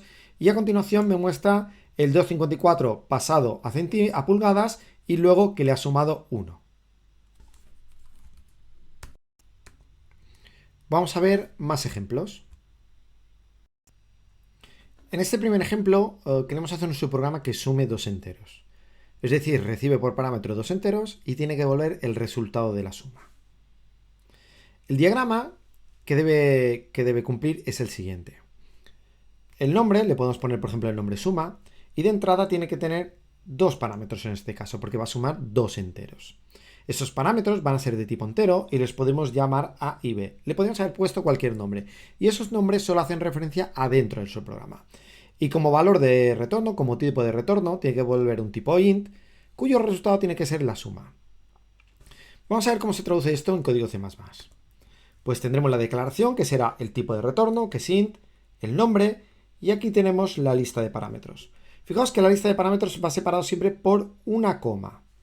Y aquí estarán ordenados. No es lo mismo que yo ponga int a, int b, bueno, en este caso sí porque la suma es conmutativa, pero no va a ser los mismos parámetros. Yo podría definir un parámetro de tipo entero y el siguiente de tipo float, o uno float y otro entero, y no va a ser lo mismo. Y aquí es donde los voy a nombrar. Voy a decir que el primer parámetro es de tipo entero y se llama A, y el segundo parámetro es de tipo entero y se llama B. ¿Qué tiene que hacer este subprograma? Bueno, pues este subprograma lo que tiene que hacer es calcular la suma. ¿Qué es lo que tiene que hacer? Pues simplemente devolver el resultado de sumar A más B. Ahora veremos cómo funciona todo esto en Visual Studio. Aquí tenemos el subprograma suma. El subprograma suma recibe dos enteros que son A y B, y lo que devuelve mediante la instrucción return es el resultado de sumarlos. Este programa realmente no nos sirve para nada. Nosotros ya tenemos la operación sumar. Lo único que tiene como objetivo este ejercicio, este ejemplo, es ver que podemos pasar varios parámetros a un subprograma, que es una lista de parámetros. Y aquí tenemos la utilización. Como siempre, el main tiene que estar después del subprograma. Si aquí estamos utilizando el subprograma suma, antes tiene que estar definido. Esta llamada que hace, pues es bastante sencilla. Le pasa el valor de n1, le pasa el valor de n2, que en este caso será 5 y 7, lo guarda en S y lo muestra. Vamos a ver si funciona o no funciona. Debería mostrar el valor 12. 5 más 7 es 12. Está compilando y efectivamente muestra el valor 12. ¿Qué otras cosas podíamos hacer? Bueno, pues este cout realmente que estamos haciendo de S lo podíamos haber hecho directamente de N1 y N2, ya que esto de aquí es una expresión y va a ser un entero. Se lo podemos asignar a S, que es un entero, pero también podemos hacer un cout directamente del valor. O incluso podíamos haber hecho suma y aquí directamente pasarle los valores. Por ejemplo, 7 y 5. O 15 y 17. O 17 y 13. O 13 por 2, por ejemplo. Entonces lo que haría sería multiplicar 13 por 2, el resultado de esta expresión sería 26 y este sería el valor que pasaría al parámetro b. Además, yo puedo utilizar suma para llamar a otro subprograma. Por ejemplo, puedo llamar a suma pasándole el valor de realizar otra suma. ¿Qué hará esto de aquí? Vamos a poner aquí un entele. Aquí vamos a poner otro entele para poderlo ejecutar y vamos a ver qué es lo que hace. Aquí va a mostrar el resultado de tres sumas. Primero, el resultado de sumar n1 con n2, que en este caso es 5 y 7. Aquí también mostrará el resultado de sumar n1 con n2, que será otra vez 12. Y aquí el resultado de sumar 1 con el resultado de llamar a suma pasándole 2 y 3. Fijaos que aquí se van a hacer dos llamadas al subprograma suma. La primera llamada se le pasa 2 y 3, de forma que A valdrá 2, B valdrá 3. Y el resultado de esta expresión de aquí será 5. Entonces volverá a llamar al subprograma suma pasándole 1 y pasándole 5. De forma que el resultado de llamar a este subprograma será 6. Volvamos a hacerlo. Primero de todo, para poder llamar a este subprograma suma, tiene que tener calculado el valor de los dos parámetros. Este parámetro ya está calculado porque es 1 y tiene que calcular el valor de este parámetro. El valor de este parámetro lo consigue realizando una llamada otra vez al subprograma suma. Entonces llamará a este subprograma suma, le pasará en A un 2, en B un 3 y el resultado será 5. Entonces ya podrá llamar al subprograma suma pasándole 1 y 5, con lo que el resultado final será 6. De forma que tendrá que salir 12, 12 y 6. Vamos a ver si cumple con las expectativas. Le damos a compilar y efectivamente sale 12, 12 y 6. Recordad que este subprograma lo que nos devuelve es un entero. Entonces yo aquí realmente le podía haber sumado cualquier valor o lo puedo multiplicar, por ejemplo, por 2. Entonces lo que hará será, para poder multiplicar por 2, primero tiene que calcular este resultado, esta expresión. El resultado de esta expresión es 6, lo multiplicará por 2 y le dará 12. Vamos a probarlo y tiene que salir 12, 12 y 12.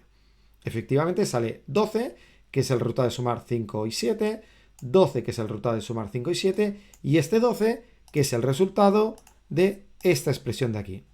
Y el resultado de esta expresión de aquí es 2 por el resultado de realizar esta llamada, que para realizar esta llamada previamente habrá realizado esta otra llamada. Pasemos ahora al siguiente ejemplo.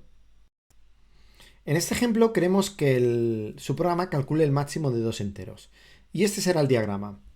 El subprograma le llamaremos máximo, recibirá dos enteros que le llamaremos n1 y n2 y tiene que devolver un entero. Y este entero tiene que ser el más grande de los dos. En C++, pues será de esta forma. El tipo de retorno es int, el subprograma se llama máximo y recibe dos parámetros, que en este caso le hemos llamado n1 y n2, le podríamos haber llamado a y b, y son de tipo entero. ¿Qué tiene que hacer este subprograma? Pues lo que tiene que hacer es lo siguiente. Tiene que devolver el más grande de los dos. En caso de que sean iguales, tanto puede devolver n1 como n2. Es el caso más sencillo. Pues lo primero que hacemos es comparar. Si n1 es mayor que n2, entonces lo que va a hacer es un return n1. Al ejecutar este return termina el subprograma. quiere decir que ya no se ejecuta ninguna instrucción más. Finaliza el subprograma y acaba devolviendo N1. Si no se da el caso que N1 es mayor que N2, por ejemplo, que son iguales o que N2 es mayor que N1, entonces se va a ejecutar la parte del else y va a devolver el valor de N2. Vamos a ver ahora cómo se traduce esto en Visual Studio. Aquí tenemos el resultado en Visual Studio. El subprograma suma no lo he borrado, lo he dejado, no pasa nada, aunque no lo vaya a utilizar. Y aquí tengo el subprograma máximo. El subprograma máximo lo que hace es recibe los dos enteros y devuelve el más grande de los dos. Si N1 es mayor que N2, devuelve N1, si no, devuelve N2.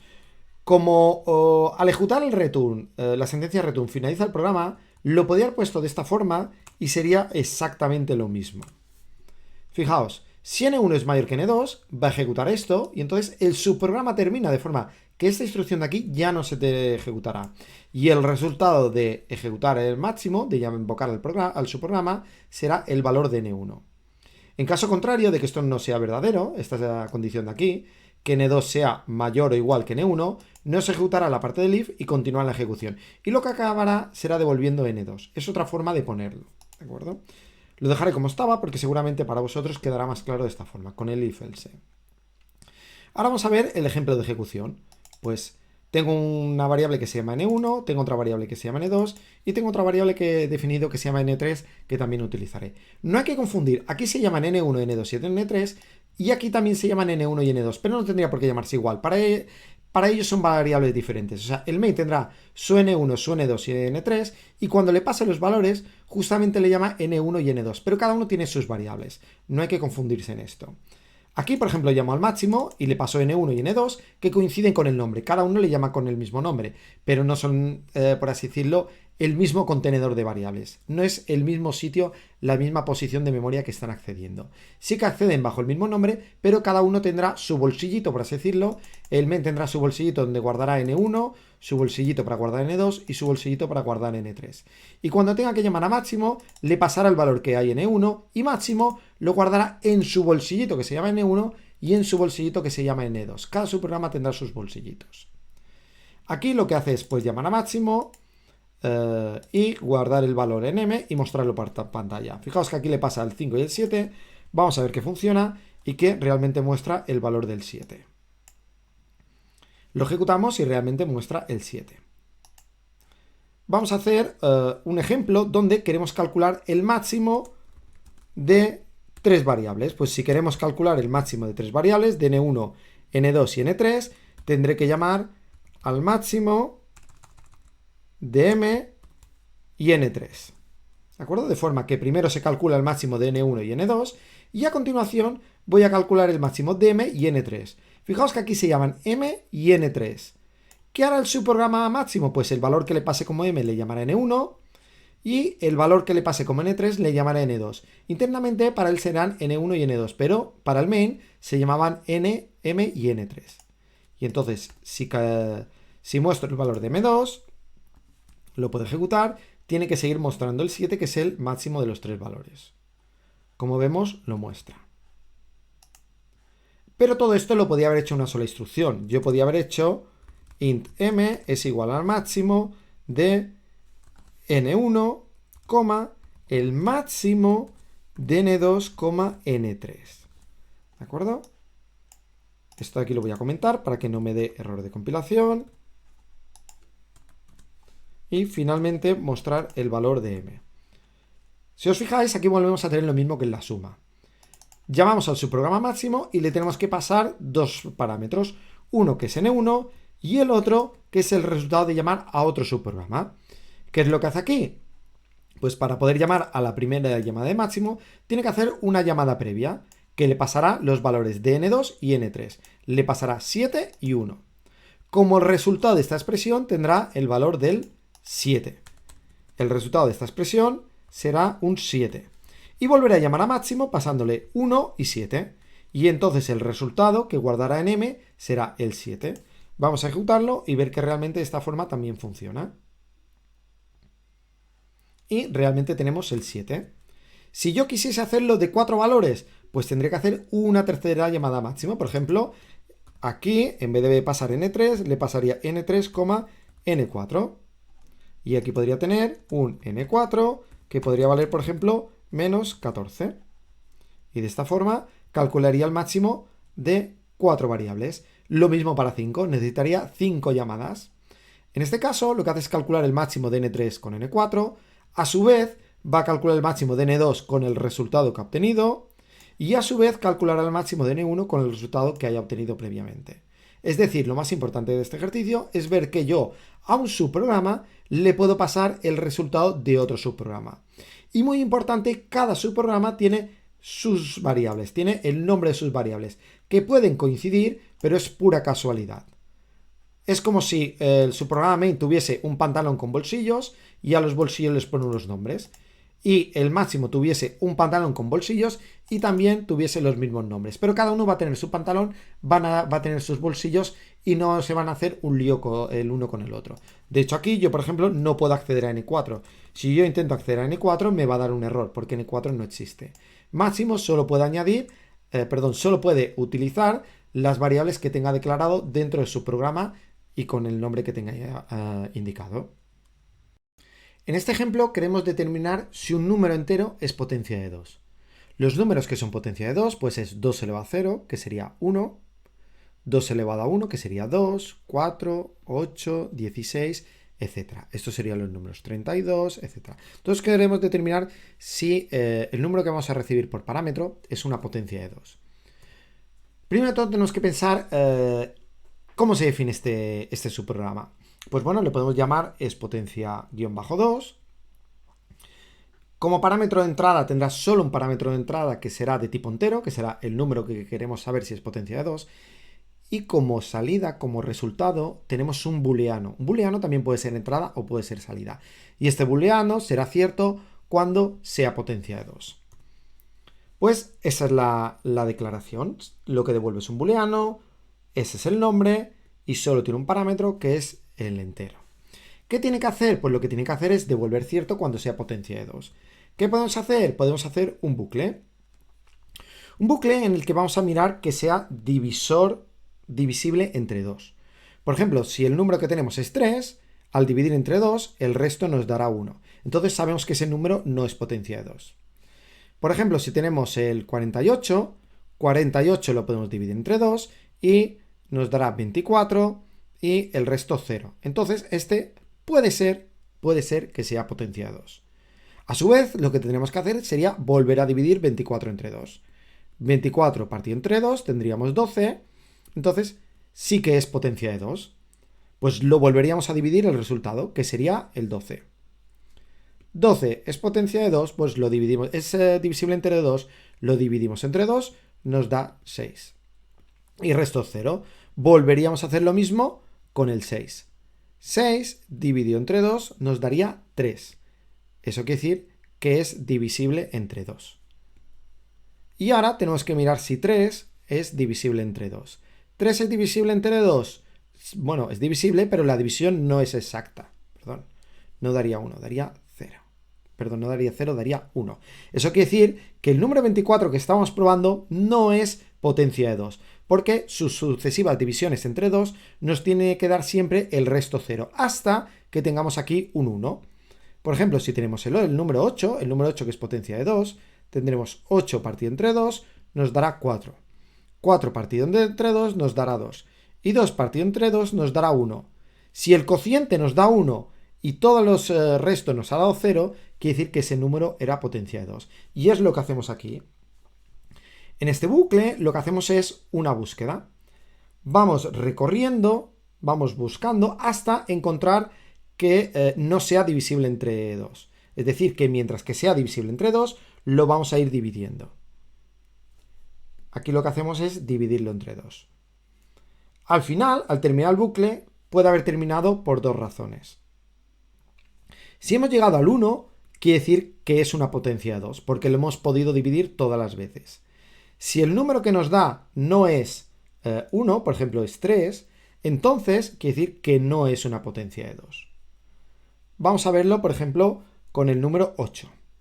8 dividido entre 2 nos da el resto 0, sí, pues lo divido entre 2, entonces num pasará a valer 4. 4 módulo 2 nos da 0, sí, entonces lo vuelvo a dividir por 2, nos da 2. 2 módulo 2 nos da 0, sí. Lo vuelvo a dividir por 2 y nos da 1. 1 módulo 2 nos da 0, no. 1 dividido entre 2, el cociente es 0 y el resto es 1. Entonces no se cumple esta condición. Num, que vale 1, dividido entre 2, el resto da 1. No se cumple. Venimos aquí, salimos del bucle y num vale 1. Eso quiere decir que sí que es potencia de 2. Devolverá el resultado de esta expresión, de evaluar esta expresión, y será cierto cuando num valga 1. Si num vale 1, será cierto. Si num es distinto de 1, será falso y querrá decir que no es potencia de 2. Vamos a probarlo con otro caso. Vamos a probarlo con el 12, que no es potencia de 2. 12 es divisible entre 2, sí, lo dividiré entre 2 y nos da 6. 6 es división exacta entre 2, sí, el resto nos da 0, entonces lo dividirá y nos dará 3. 3 módulo 2. 3 módulo 2 nos da el cociente 1 y el resto nos da 1. Entonces sale del bucle. Sale del bucle y num vale 3. 3 es igual a 1, falso. Entonces devolverá el valor falso, que es el resultado de esta expresión, indicando que no es potencia de 2. Y este es el algoritmo que vamos a utilizar. Este es el subprograma que vamos a utilizar para determinar si un número es potencia de 2. Vamos a ver la implementación del es potencia de 2 en Visual Studio. Ese es el subprograma, es potencia de 2, y aquí tenemos el programa principal que lo llama. Lo que hace es una lectura de teclado de un valor en una variable que llamamos n, y a continuación llama al if pasándole como condición el resultado de llamar al subprograma es potencia de 2. Y a este es potencia 2 le pasa el valor de la variable n. En caso de que esto de aquí sea verdadero, mostrará por pantalla es potencia 2. Y en caso de que sea falso, pondrá no es potencia 2. Muchos de vosotros, de los alumnos, les cuesta ver mucho de esa expresión de aquí. Es potencia 2. Esto es lo mismo que poner es potencia 2 es igual a true. Pero esto es un poco absurdo. O sea, esta expresión de aquí, que es un booleano, lo compara con true. ¿Cuándo será verdadero esto? Pues será verdadero cuando esta expresión de aquí sea verdadera. ¿Y cuándo será falso? Será falso cuando esta expresión de aquí sea falsa. Es decir, el valor de esta expresión ya es directamente el true o el false que podemos utilizar en la condición del if. Es decir, que un valor booleano es igual a true es lo mismo que poner simplemente ese valor booleano. De esta forma. Otra cosa que puede llegar a confusión es este num partido igual 2. Este num partido igual es lo mismo que num es igual a num partido 2. Recordar que si se usa el operador partido igual, quiere decir que num es igual a num partido 2. Aquí también suele haber bastante confusión. Lo voy a poner de una forma que sea más legible a primera vista.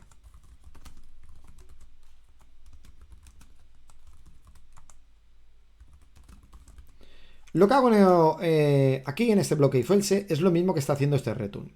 Es decir, si num es igual a 1, devuelve cierto. Si num es distinto de 1, entonces devuelve falso.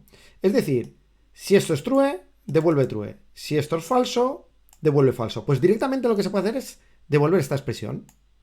No hace falta que yo haga esta conversión. Si num es igual a 1, si es verdadero, devuelve verdadero. Si es falso, devuelve falso. Aquí ya tengo, como resultado de esta expresión, de esta comparación, tengo un valor booleano que ya puedo comparar. Ese subprograma devuelve un booleano, por lo que yo puedo devolver directamente este booleano. No es necesario que haga este código de aquí.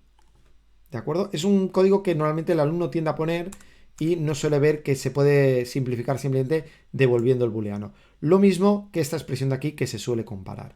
Se suele comparar con el valor true. Ahora pasaremos a generalizar este mismo subprograma. En vez de decir que es potencia 2, miraremos que sea potencia de cualquier número, de cualquier n, bueno, de un n indicado. En este ejercicio vamos a tratar de generalizar el ejercicio anterior para cualquier base. En vez de preguntarle al subprograma si es potencia en base 2, vamos a preguntarle si es potencia en una base que le vamos a pasar por parámetro. Así pues, este subprograma tendrá un parámetro más, que será la base de la cual queremos determinar si es potencia o no. El subprograma le vamos a cambiar el nombre, bueno, va a ser un nuevo subprograma. En vez de decirles potencia 2, simplemente le llamamos es potencia. Y recibirá un nuevo parámetro que será la base. Esta base tiene que ser de tipo entero. Y como resultado volveremos a tener un booleano, pero en este caso será cierto si el número que recibimos, num, es potencia de la base que nos pasan. ¿Cómo es eso en C++? Pues el tipo de retorno que es este aquí sería bool, el nombre, y va a recibir dos parámetros, que será el número, que queremos determinar si es potencia, y la base. Y el cambio del subprograma es simplemente generalizarlo. Aquí tendríamos que decir que es de la base. Lo que va a hacer el bucle va a ser las mismas iteraciones que antes, pero en vez de determinar si es divisible entre 2, tenemos que mirar que sea divisible entre la base. Y cada vez lo que tendremos que hacer, será dividir entre esa base. Por ejemplo, si tenemos el número 27 y queremos saber si es potencia en base 3, lo que haremos será mirar si es divisible entre 3. En este caso será 9 y el resto es 0. El resto de dividir entre 3 es 0, luego es divisible, lo dividimos y el resultado que tendremos ahora en num será 9. Otra vez miraremos el resto de dividir entre 3. En este caso será 3 y el resto será 0. Luego es divisible y lo dividiremos. Al dividir tendremos que num vale 1. 1 dividido entre la base, que es 3, nos dará 0 y el resto es 1. Luego no es divisible, no se cumplirá esta condición y saldrá del bucle. Y una vez más tendremos que mirar que el número al que hemos llegado es 1. Si es 1, querrá decir que es potencia de la base indicada. Aquí tenemos el programa implementado en Visual Studio. El subprograma se llama expotencia, recibe el número en la base y lo que va a hacer mientras que sea divisible por la base lo va a ir dividiendo. Y finalmente va a devolver cierto si este número, el resultado es 1. Aquí tenemos el programa principal que lo que hace es pues declarar una variable que también se llama base, otra variable que también se llama num. No hay que confundir que el main tiene sus variables y el expotencia tiene sus variables y sus parámetros. A continuación le pide que indique la base, le indique que introduzca el número, llama al método expotencia que devolverá cierto o falso en base en que sea potencia o no sea potencia de esa base, y a continuación va a mostrar el mensaje. El mensaje que muestra es num es potencia de base en el caso de que sea cierto, o num no es potencia de en caso de que no sea cierto. Vamos a ejecutarlo, se compila y vamos a probar con un caso, por ejemplo, que sea en base 3, que debemos de determinar si el 27 es potencia. Y nos dice que efectivamente 27 es potencia de 3. Vamos a probar, por ejemplo, con el número 24 en base 2. Decimos la base 2, 24, y nos dice que 24 no es potencia de 2. Lo importante en este ejercicio es darse cuenta que tanto main como expotencia tiene variables o parámetros con el mismo nombre, pero que no interfieren el uno en el otro. Es decir, yo aquí a la expotencia no le paso la variable num.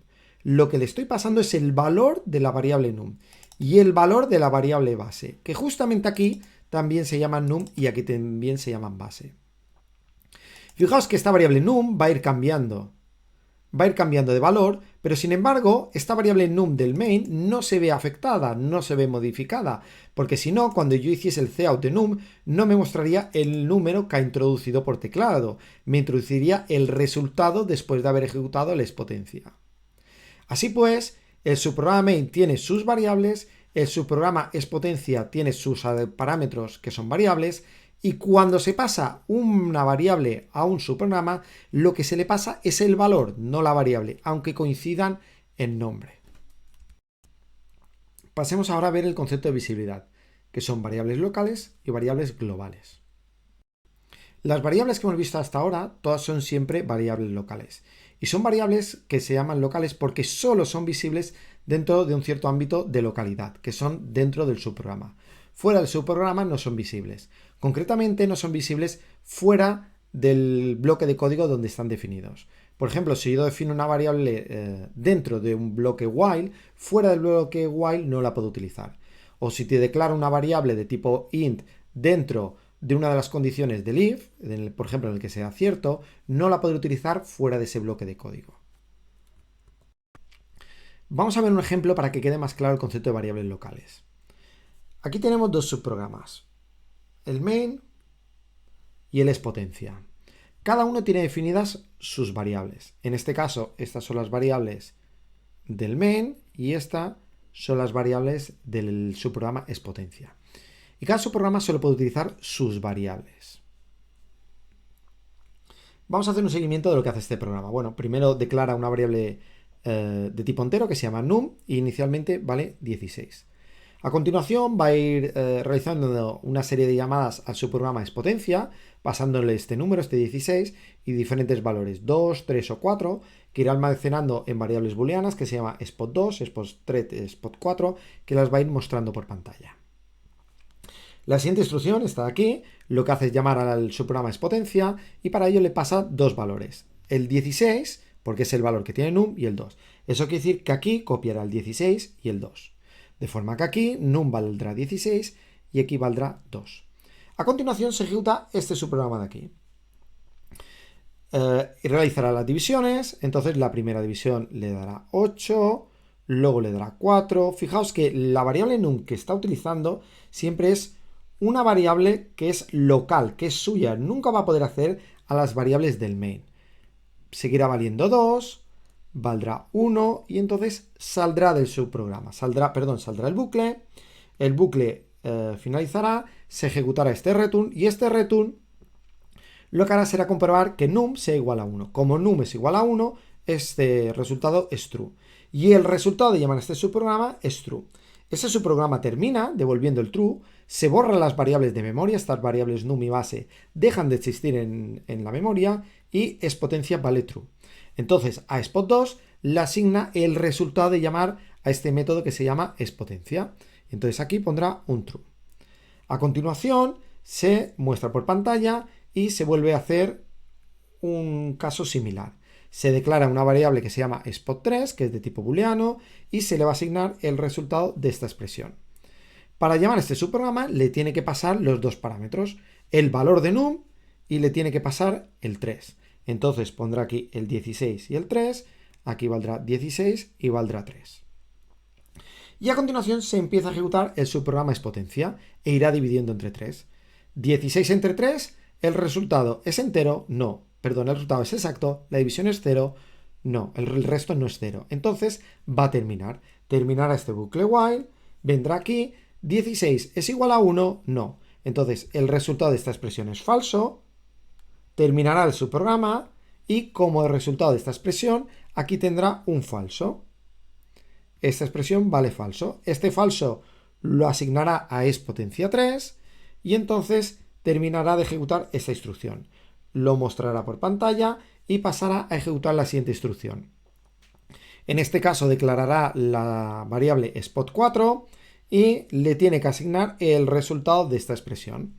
Esta expresión la tiene que evaluar. Para evaluar tiene que coger el valor de num, que es 16, tiene que coger el valor 4, los pone aquí como parámetros y empieza a ejecutar, de forma que será 16 y 4.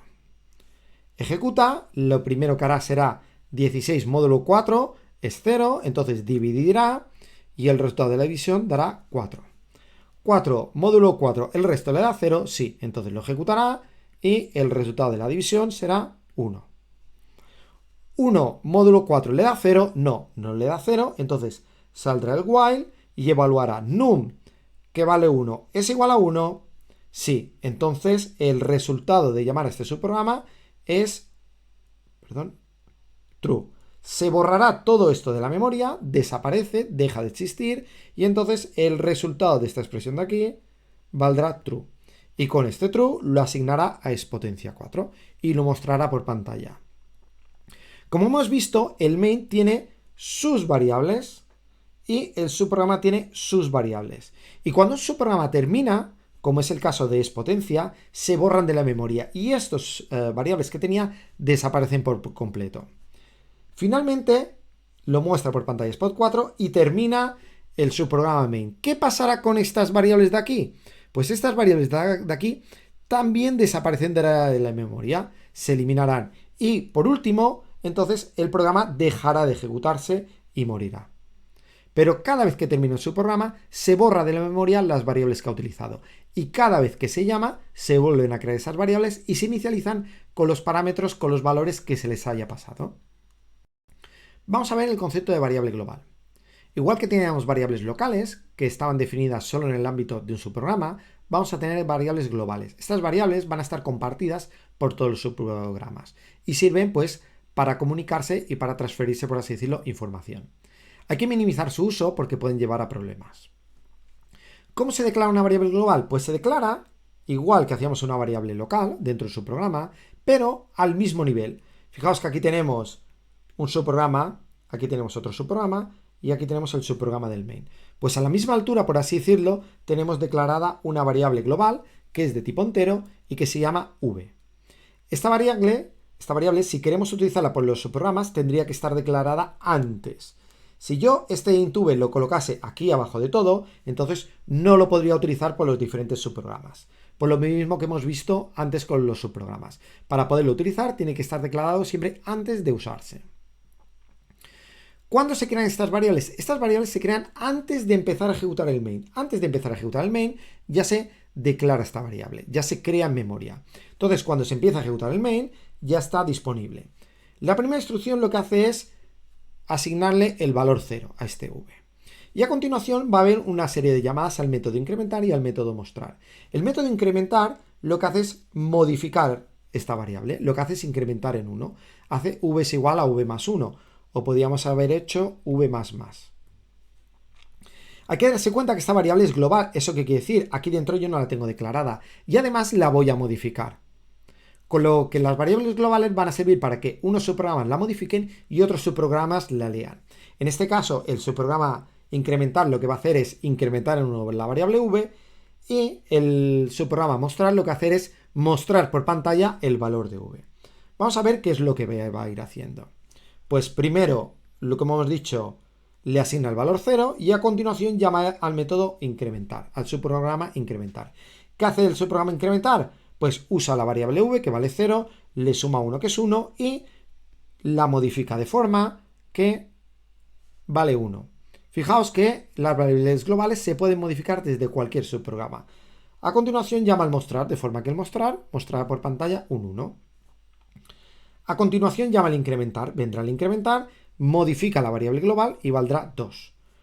Vuelve a llamar al subprograma incrementar y ese subprograma hará que valga 3. A continuación, el subprograma main pues también la modifica y lo que hace es v es igual a v por 5 más 2. En este caso v vale 3, cogerá el valor que vale 3, lo multiplicará por 5 que es 15, le sumará 2 que es 17 y lo pondrá en el valor de v, la variable v. Y a continuación llama al subprograma mostrar. ¿Y el subprograma mostrar qué hace? Pues va a recoger el valor de v que es 17 y lo muestra por pantalla. De forma que este programa, el ejemplo del propósito de este programa, es ver cómo podemos definir una variable global y podemos acceder a esta variable desde un subprograma y podemos acceder y modificar esta variable desde otros subprogramas. Vamos a ver las dos formas que tenemos de pasar parámetros a un subprograma, el paso por valor y el paso por referencia. El paso por valor es el que hemos estado viendo hasta ahora. El paso por valor es el que hemos visto en el ejemplo anterior de variables locales. En este subprograma tenemos la variable num, que vale 16, y cuando pasa cuando hace la llamada a la expotencia, lo que le pasa no es la variable num, lo que le pasa es el valor de la variable num. Si num vale 16, copia aquí el 16, de forma que num pasa a valer 16. Y aquí cogerá el valor del 2, lo pondrá aquí y lo copiará. Lo mismo pasará con las sucesivas llamadas. Además, estas variables no se ven modificadas, de forma que el main tiene sus variables y el subprograma expotencia tiene sus variables. Este paso, que es el paso más común que vamos a hacer de parámetros, se llama el paso por valor.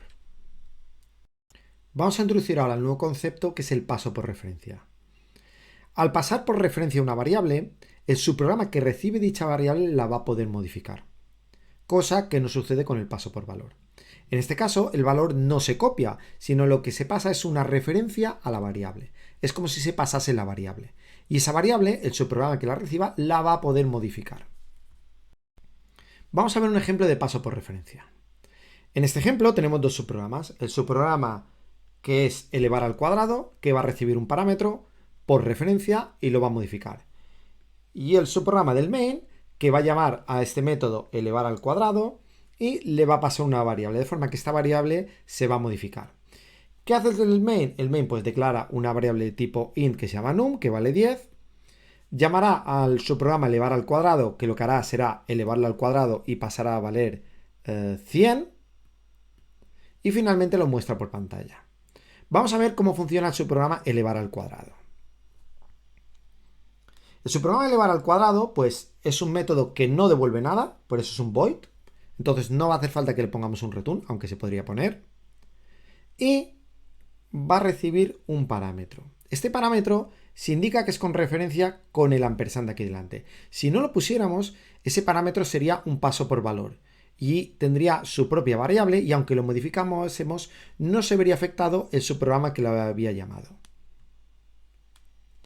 Al declarar una variable de tipo paso por referencia, bueno, de tipo entero con paso por referencia, realmente no es que esté almacenando memoria en el ordenador para guardar esa variable. Lo único que guarda es como un apuntador, una zona de memoria, donde va a servir para referenciar. De forma que cuando yo llame elevar al cuadrado y le ponga aquí el num, en vez de coger el valor de num, que en este caso será 10, y pasárselo aquí, lo que va a hacer es que esta variable x, este atributo x, este parámetro x, va a apuntar a la variable que le estemos pasando. De forma cuando se ejecute hará x es igual a x por 100. Pues cuando vaya x, cogerá el apuntador, vale 10. Por x, que vale 10. 10 por 10, 100. Y lo guarda en x. Y x es esta variable de aquí. Y se verá modificada y se verá afectada.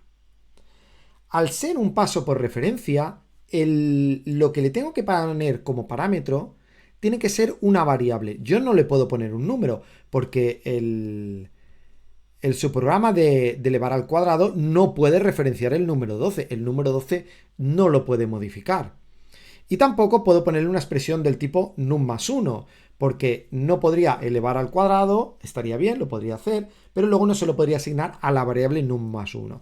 De esta forma, cuando el paso es por referencia, que se indica con este simbolito de aquí, con el ampersand que se consigue pulsando Shift más el 6, lo que va a hacer es que le tenemos que pasar siempre una variable. Y entonces va a utilizar esa variable porque realmente aquí, en el subprograma, lo que va a tener va a ser una referencia a la variable que le pasamos como parámetro. En este ejemplo vamos a hacer un subprograma que calcule la solución de una ecuación de segundo grado. Una ecuación de segundo grado, como vemos aquí en la fórmula, tiene dos posibles soluciones. Como un subprograma no puede devolver dos valores, lo que haremos es que esos dos valores los devuelva en un paso por referencia. Es decir, además de tener los datos de entrada, los parámetros de entrada para calcular la ecuación de segundo grado, tendremos dos parámetros que van a ser los resultados. Por una parte tendremos a, b y c, de forma que la ecuación será ax cuadrado más bx más c. Y por otro lado tendremos dos parámetros que serán con paso por referencia para devolver los dos resultados, que serán res1 y res2, estos dos parámetros. De esta forma, lo que tendremos es tres variables con paso por valor y dos variables con paso por referencia. ¿Qué tiene que hacer este subprograma? Pues bueno, primero de todo tiene que calcular esta parte de aquí. Esta parte de aquí, que es b cuadrado menos 4ac, está calculado de esta forma. Para elevar al cuadrado, la única forma que tenemos, conocida, es hacer b por b. Entonces calculamos b cuadrado y le restamos 4 veces a por c. Luego, con este valor tenemos que calcular la raíz cuadrada. Para calcular la raíz cuadrada, tenemos un subprograma que ya existe, que es sqrt. Sqrt viene del inglés square root, raíz cuadrada. Y está incluido dentro de otra librería. Luego en Visual Studio veremos cómo se hace esto, incluir otra librería. Entonces, lo que hace es que a este subprograma, sqrt, le pasamos un valor. Ese valor es b cuadrado menos 4ac y nos devuelve otro valor, otro float, que va a ser el resultado de la raíz cuadrada. Lo guardamos en una variable, que es una variable local del subprograma resolver, que se va a llamar raíz. A partir de aquí calculamos las dos soluciones, que serán res1 y res2. Res1 será la parte positiva de la raíz, menos b más la raíz partido por 2a, y res2 será la parte negativa, menos b menos raíz partido por 2a. Vamos a verlo con un ejemplo. Supongamos que a vale 1, b vale 2 y c vale 1. A partir de aquí tiene que calcular b cuadrado. B cuadrado será 2 por 2, 4. Menos 4. Esto le da 0. Entonces a este subprograma sqrt le pasará el valor 0. Y la raíz cuadrada de 0 es 0. De forma que aquí acabará devolviendo un valor 0. En raíz estará el valor 0.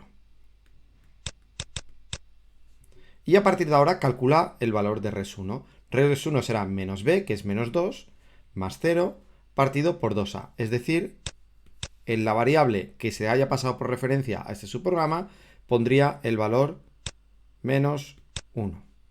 Y en res2 pondrá igualmente el valor menos 1 al ser el valor de raíz 0.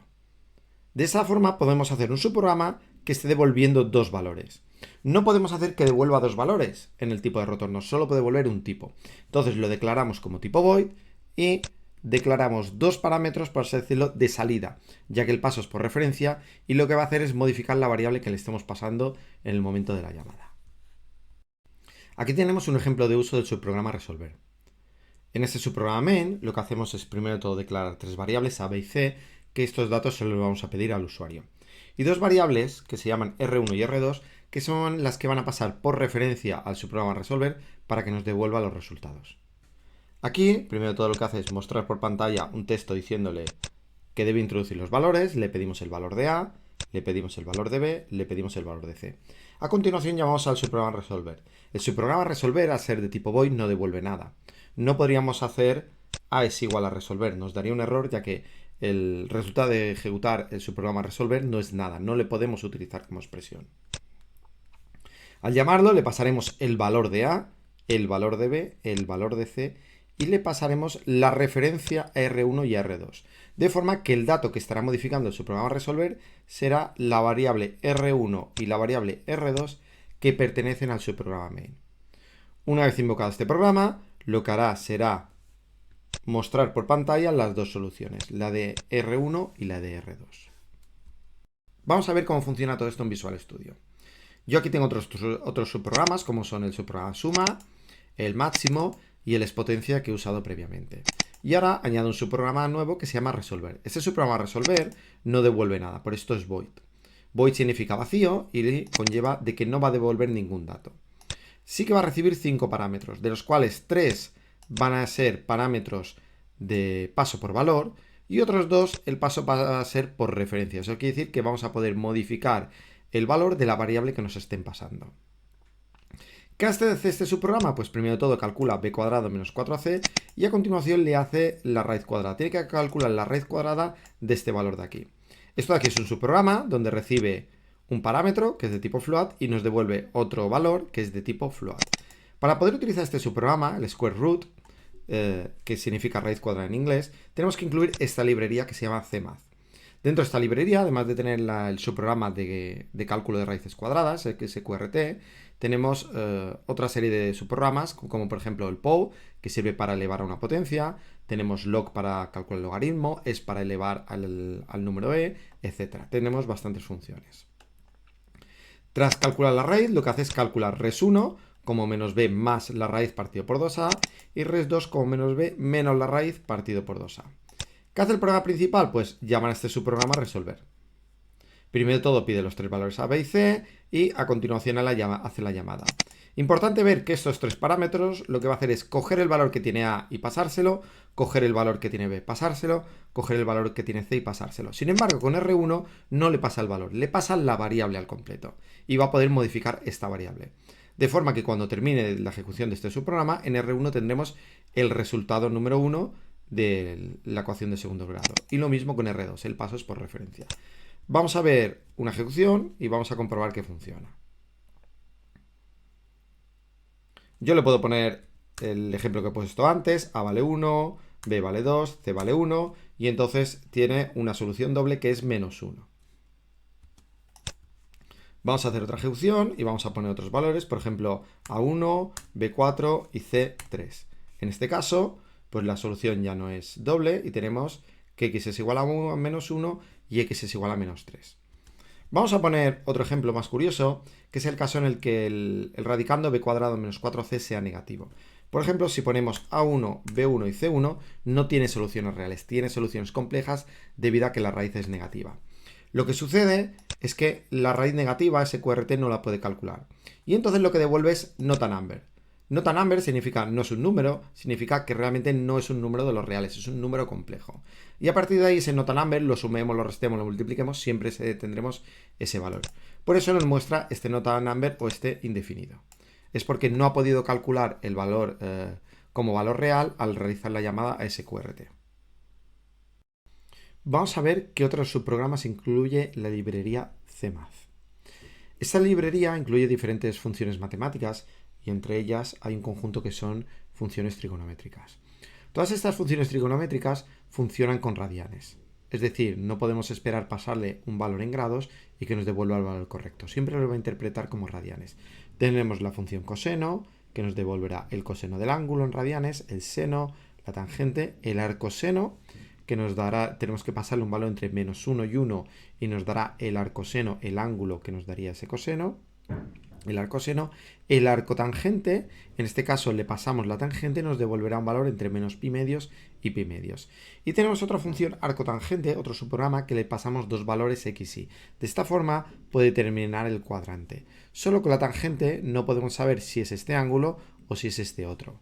Sin embargo, si le pasamos los dos valores, el valor de x y el valor de y, o bien el valor de x y el valor de y serían los dos negativos, puede determinar en qué cuadrante está y devolvernos un valor entre menos pi y pi. Tenemos también la función exponencial que nos devolverá e elevado a x, la función logaritmo en base 10, en base 2, la función POU que nos da una base elevada a un exponente, la función raíz cuadrada que la hemos visto en el ejemplo anterior y por último la función absoluto que nos devuelve el valor absoluto que el valor del valor que le pasemos. Si le pasamos un 5 nos devolverá 5, si le pasamos un menos 5 nos devolverá el valor 5. Hemos finalizado el paréntesis que habíamos hecho para explicar el concepto de subprograma. Ahora vamos a retomar lo que estábamos haciendo, que era contar LEAs dentro de una secuencia, usando subprogramas. Vamos a recordar qué era lo que intentábamos hacer con el contar LEAs. Lo que queríamos era contar las parejas de LEAs que aparecían. Por ejemplo, aquí aparecía una y aquí aparecía otra. Para ello lo que íbamos a hacer era utilizar un subprograma que era el buscar L. Este buscar L iba a ser nuestro avanzar. Lo primero de todo que hacíamos era una lectura del primer carácter y a continuación avanzamos hasta la primera L. En este momento de aquí, dentro del bucle, leíamos el siguiente carácter, que en este caso era la A. Si este carácter es una A, íbamos a sumar 1 y a continuación íbamos a avanzar hasta la siguiente L. Íbamos a volver a repetir el bucle y íbamos a realizar la lectura del siguiente carácter. Si este carácter era una A, íbamos a sumar otro al contador. Y a continuación íbamos a hacer otra vez el avance del buscar L. El avance del buscar L, en este caso, no iba a parar porque encontrásemos una L, sino que iba a parar porque encontrásemos un punto. Entonces, al valer punto, vendrá aquí a la condición del bucle mientras, del bucle while, y como esta condición será falsa, saldrá y nos mostrará el número 2, que es el número de veces que aparece la pareja LA. Vamos a ver el código de esta solución para contar LEAs. Aquí tenemos el programa principal, que era lo que habíamos visto en la diapositiva anterior, donde inicializamos el contador, hacemos la lectura, avanzamos hasta la primera L, y aquí, mientras que no lleguemos al final, haremos una lectura del siguiente carácter, pensar que en este punto de aquí C siempre será igual a L, esa condición siempre se va a cumplir, ya que si no es L quiere decir que es punto, y entonces hubiese salido el bucle. ¿Por qué será L o punto? Porque antes ha hecho un buscar L. Y este buscar L solo puede salir por dos opciones, o porque vale L o porque vale punto. Después de hacer la siguiente lectura, la lectura del siguiente carácter, sumaremos 1 al contador si el carácter leído es una A, y a continuación avanzará hasta la siguiente L. En caso de que sea L no hará ninguna lectura, o en caso de que sea punto no hará ninguna lectura. Nos queda por ver cómo vamos a gestionar la variable esta que van a compartir de lectura y la definición del subprograma. Primero veremos el subprograma. El subprograma buscar L simplemente es un algoritmo de búsqueda que lo que hace mientras que C sea distinto de punto y C sea distinto de L, va a ir realizando lecturas de caracteres y las va a ir guardando en C. Ahora aquí tenemos un problema, ya que el programa principal tiene que hacer uso de una variable que se llama C y el subprograma buscarl también hace uso de esta variable. Una solución que es factible, que es posible, es utilizar una variable global. Esta variable global está a la misma altura que el buscarl y que el main.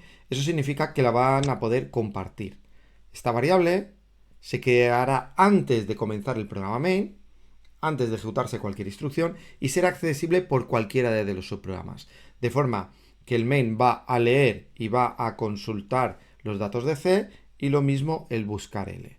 Va a ser como un almacén de datos donde los dos subprogramas van a poder introducir datos o leer datos para compartir datos. ¿Cómo es todo esto en Visual Studio? Pues por una parte tendremos la cabecera para incluir la librería IOStream, que es la librería que nos permite utilizar Zein y Cout. El using namespace std nos sirve porque el Zein y el Cout están en una librería que se llama std de estándar y por defecto va a utilizar esa librería. Y a continuación, al mismo nivel, fijaos que tenemos tres cosas. Lo único que he hecho ha sido colapsarlo, contraer los subprogramas. Tenemos la variable global, que se llama C, de tipo char. Tenemos el subprograma buscarl, que no devuelve nada y no recibe parámetros. Y el subprograma main, que siempre tiene que devolver un entero y no recibe parámetros. El main lo que va a hacer es llamadas al buscarl cada vez que tenga que avanzar. Cada vez que tenga que hacer ese avance hasta la siguiente L, va a llamar al subprograma buscarl, que es en estos dos casos. Vamos a hacer un ejemplo de ejecución y vamos a comprobar que funciona. Por ejemplo, con la secuencia hola caracola. Ahora está compilando.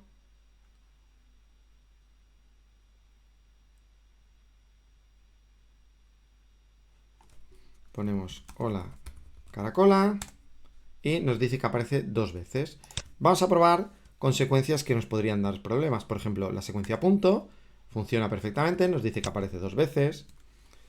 Vamos a probar la secuencia L punto, también funciona. O vamos a probar con la secuencia llave. Y efectivamente funciona, nos dice que aparece una vez. Hemos terminado este primer vídeo del tema 4. En él hemos planteado un problema que era contar LEAs. Hemos visto diferentes soluciones. La primera no funcionaba. La segunda solución funcionaba, pero era de difícil lectura. Luego hemos encontrado una solución, una tercera solución con carácter anterior y carácter actual, que era de muy fácil lectura. Y la última solución que hemos visto nos ha introducido lo del concepto de subprogramas. Esta solución lo que hacíamos era utilizar un subprograma que fuese buscarl y iba a avanzar hasta encontrar la primera L. En este paréntesis, para poder resolverlo, hemos visto lo que era un subprograma, hemos visto la visibilidad de las variables, de forma que vamos a tener variables locales y variables globales. Las variables locales solo son utilizables dentro del ámbito donde están definidas, dentro del subprograma, y las variables globales se definen al mismo nivel que cualquier subprograma y va a poder ser utilizada por cualquiera de ellos. Y por último hemos visto el paso por valor y el paso por referencia. El paso por valor va a ser el paso que vamos a utilizar de forma genérica. Entonces a un subprograma le pasaremos el valor de una variable o el valor de una expresión. Sin embargo, en el paso por referencia le tenemos que pasar sí o sí una variable. Y el subprograma que reciba esa variable, que va a utilizar la variable como referencia, la va a poder modificar y va a poder consultar el valor que tiene. Y con esto terminamos la primera parte del tema 4. En este tema 4 hemos empezado planteando un problema que era contar las veces que aparecía LA en una secuencia. Vimos una primera solución donde no funcionaba para determinados casos, por ejemplo para L punto o en los casos que apareciese dos veces la L. Lo corregimos este planteamiento para que funcionase, pero el código era de difícil lectura. Y esta fue la primera solución factible. A continuación encontramos otra solución utilizando el carácter anterior y el carácter actual. Y por último planteamos una solución donde íbamos a utilizar el buscarl que iba a avanzar hasta encontrar una L. Nuestro método de avance, en lugar de tratar de leer solo un carácter, iba a avanzar hasta la siguiente L. Y para ello aparece un concepto que es el concepto de subprograma. Aquí hemos hecho un pequeño paréntesis antes de encontrar la solución final del contar LEAs y hemos visto que era un subprograma, hemos visto la visibilidad de las variables. Las variables pueden ser locales o pueden ser globales. Las variables locales solo son visibles, solo son utilizables dentro del ámbito donde están definidas, por ejemplo dentro del subprograma, y las variables globales son visibles desde cualquier subprograma. Y para ello se tienen que definir al mismo nivel que cualquier subprograma. Finalmente hemos visto el paso por valor y el paso por referencia. Como norma general, casi siempre vamos a utilizar el paso por valor. En el paso por valor lo que se hace es se calcula el valor de la expresión que se tiene que pasar y se pasa el valor, aunque sea solo una variable. Aunque estemos pasando una variable, se cogerá el valor, ese valor se copiará y se pasará al subprograma, de forma que el subprograma no va a poder modificar el origen, la fuente de ese dato, de esa expresión. Sin embargo, en el paso por referencia, lo que se le pasa es una variable. Y el subprograma, en vez de tener un valor, va a tener una referencia a la variable que le estamos pasando y va a poder consultar el valor y va a poder modificar el valor. Y con esto hemos terminado.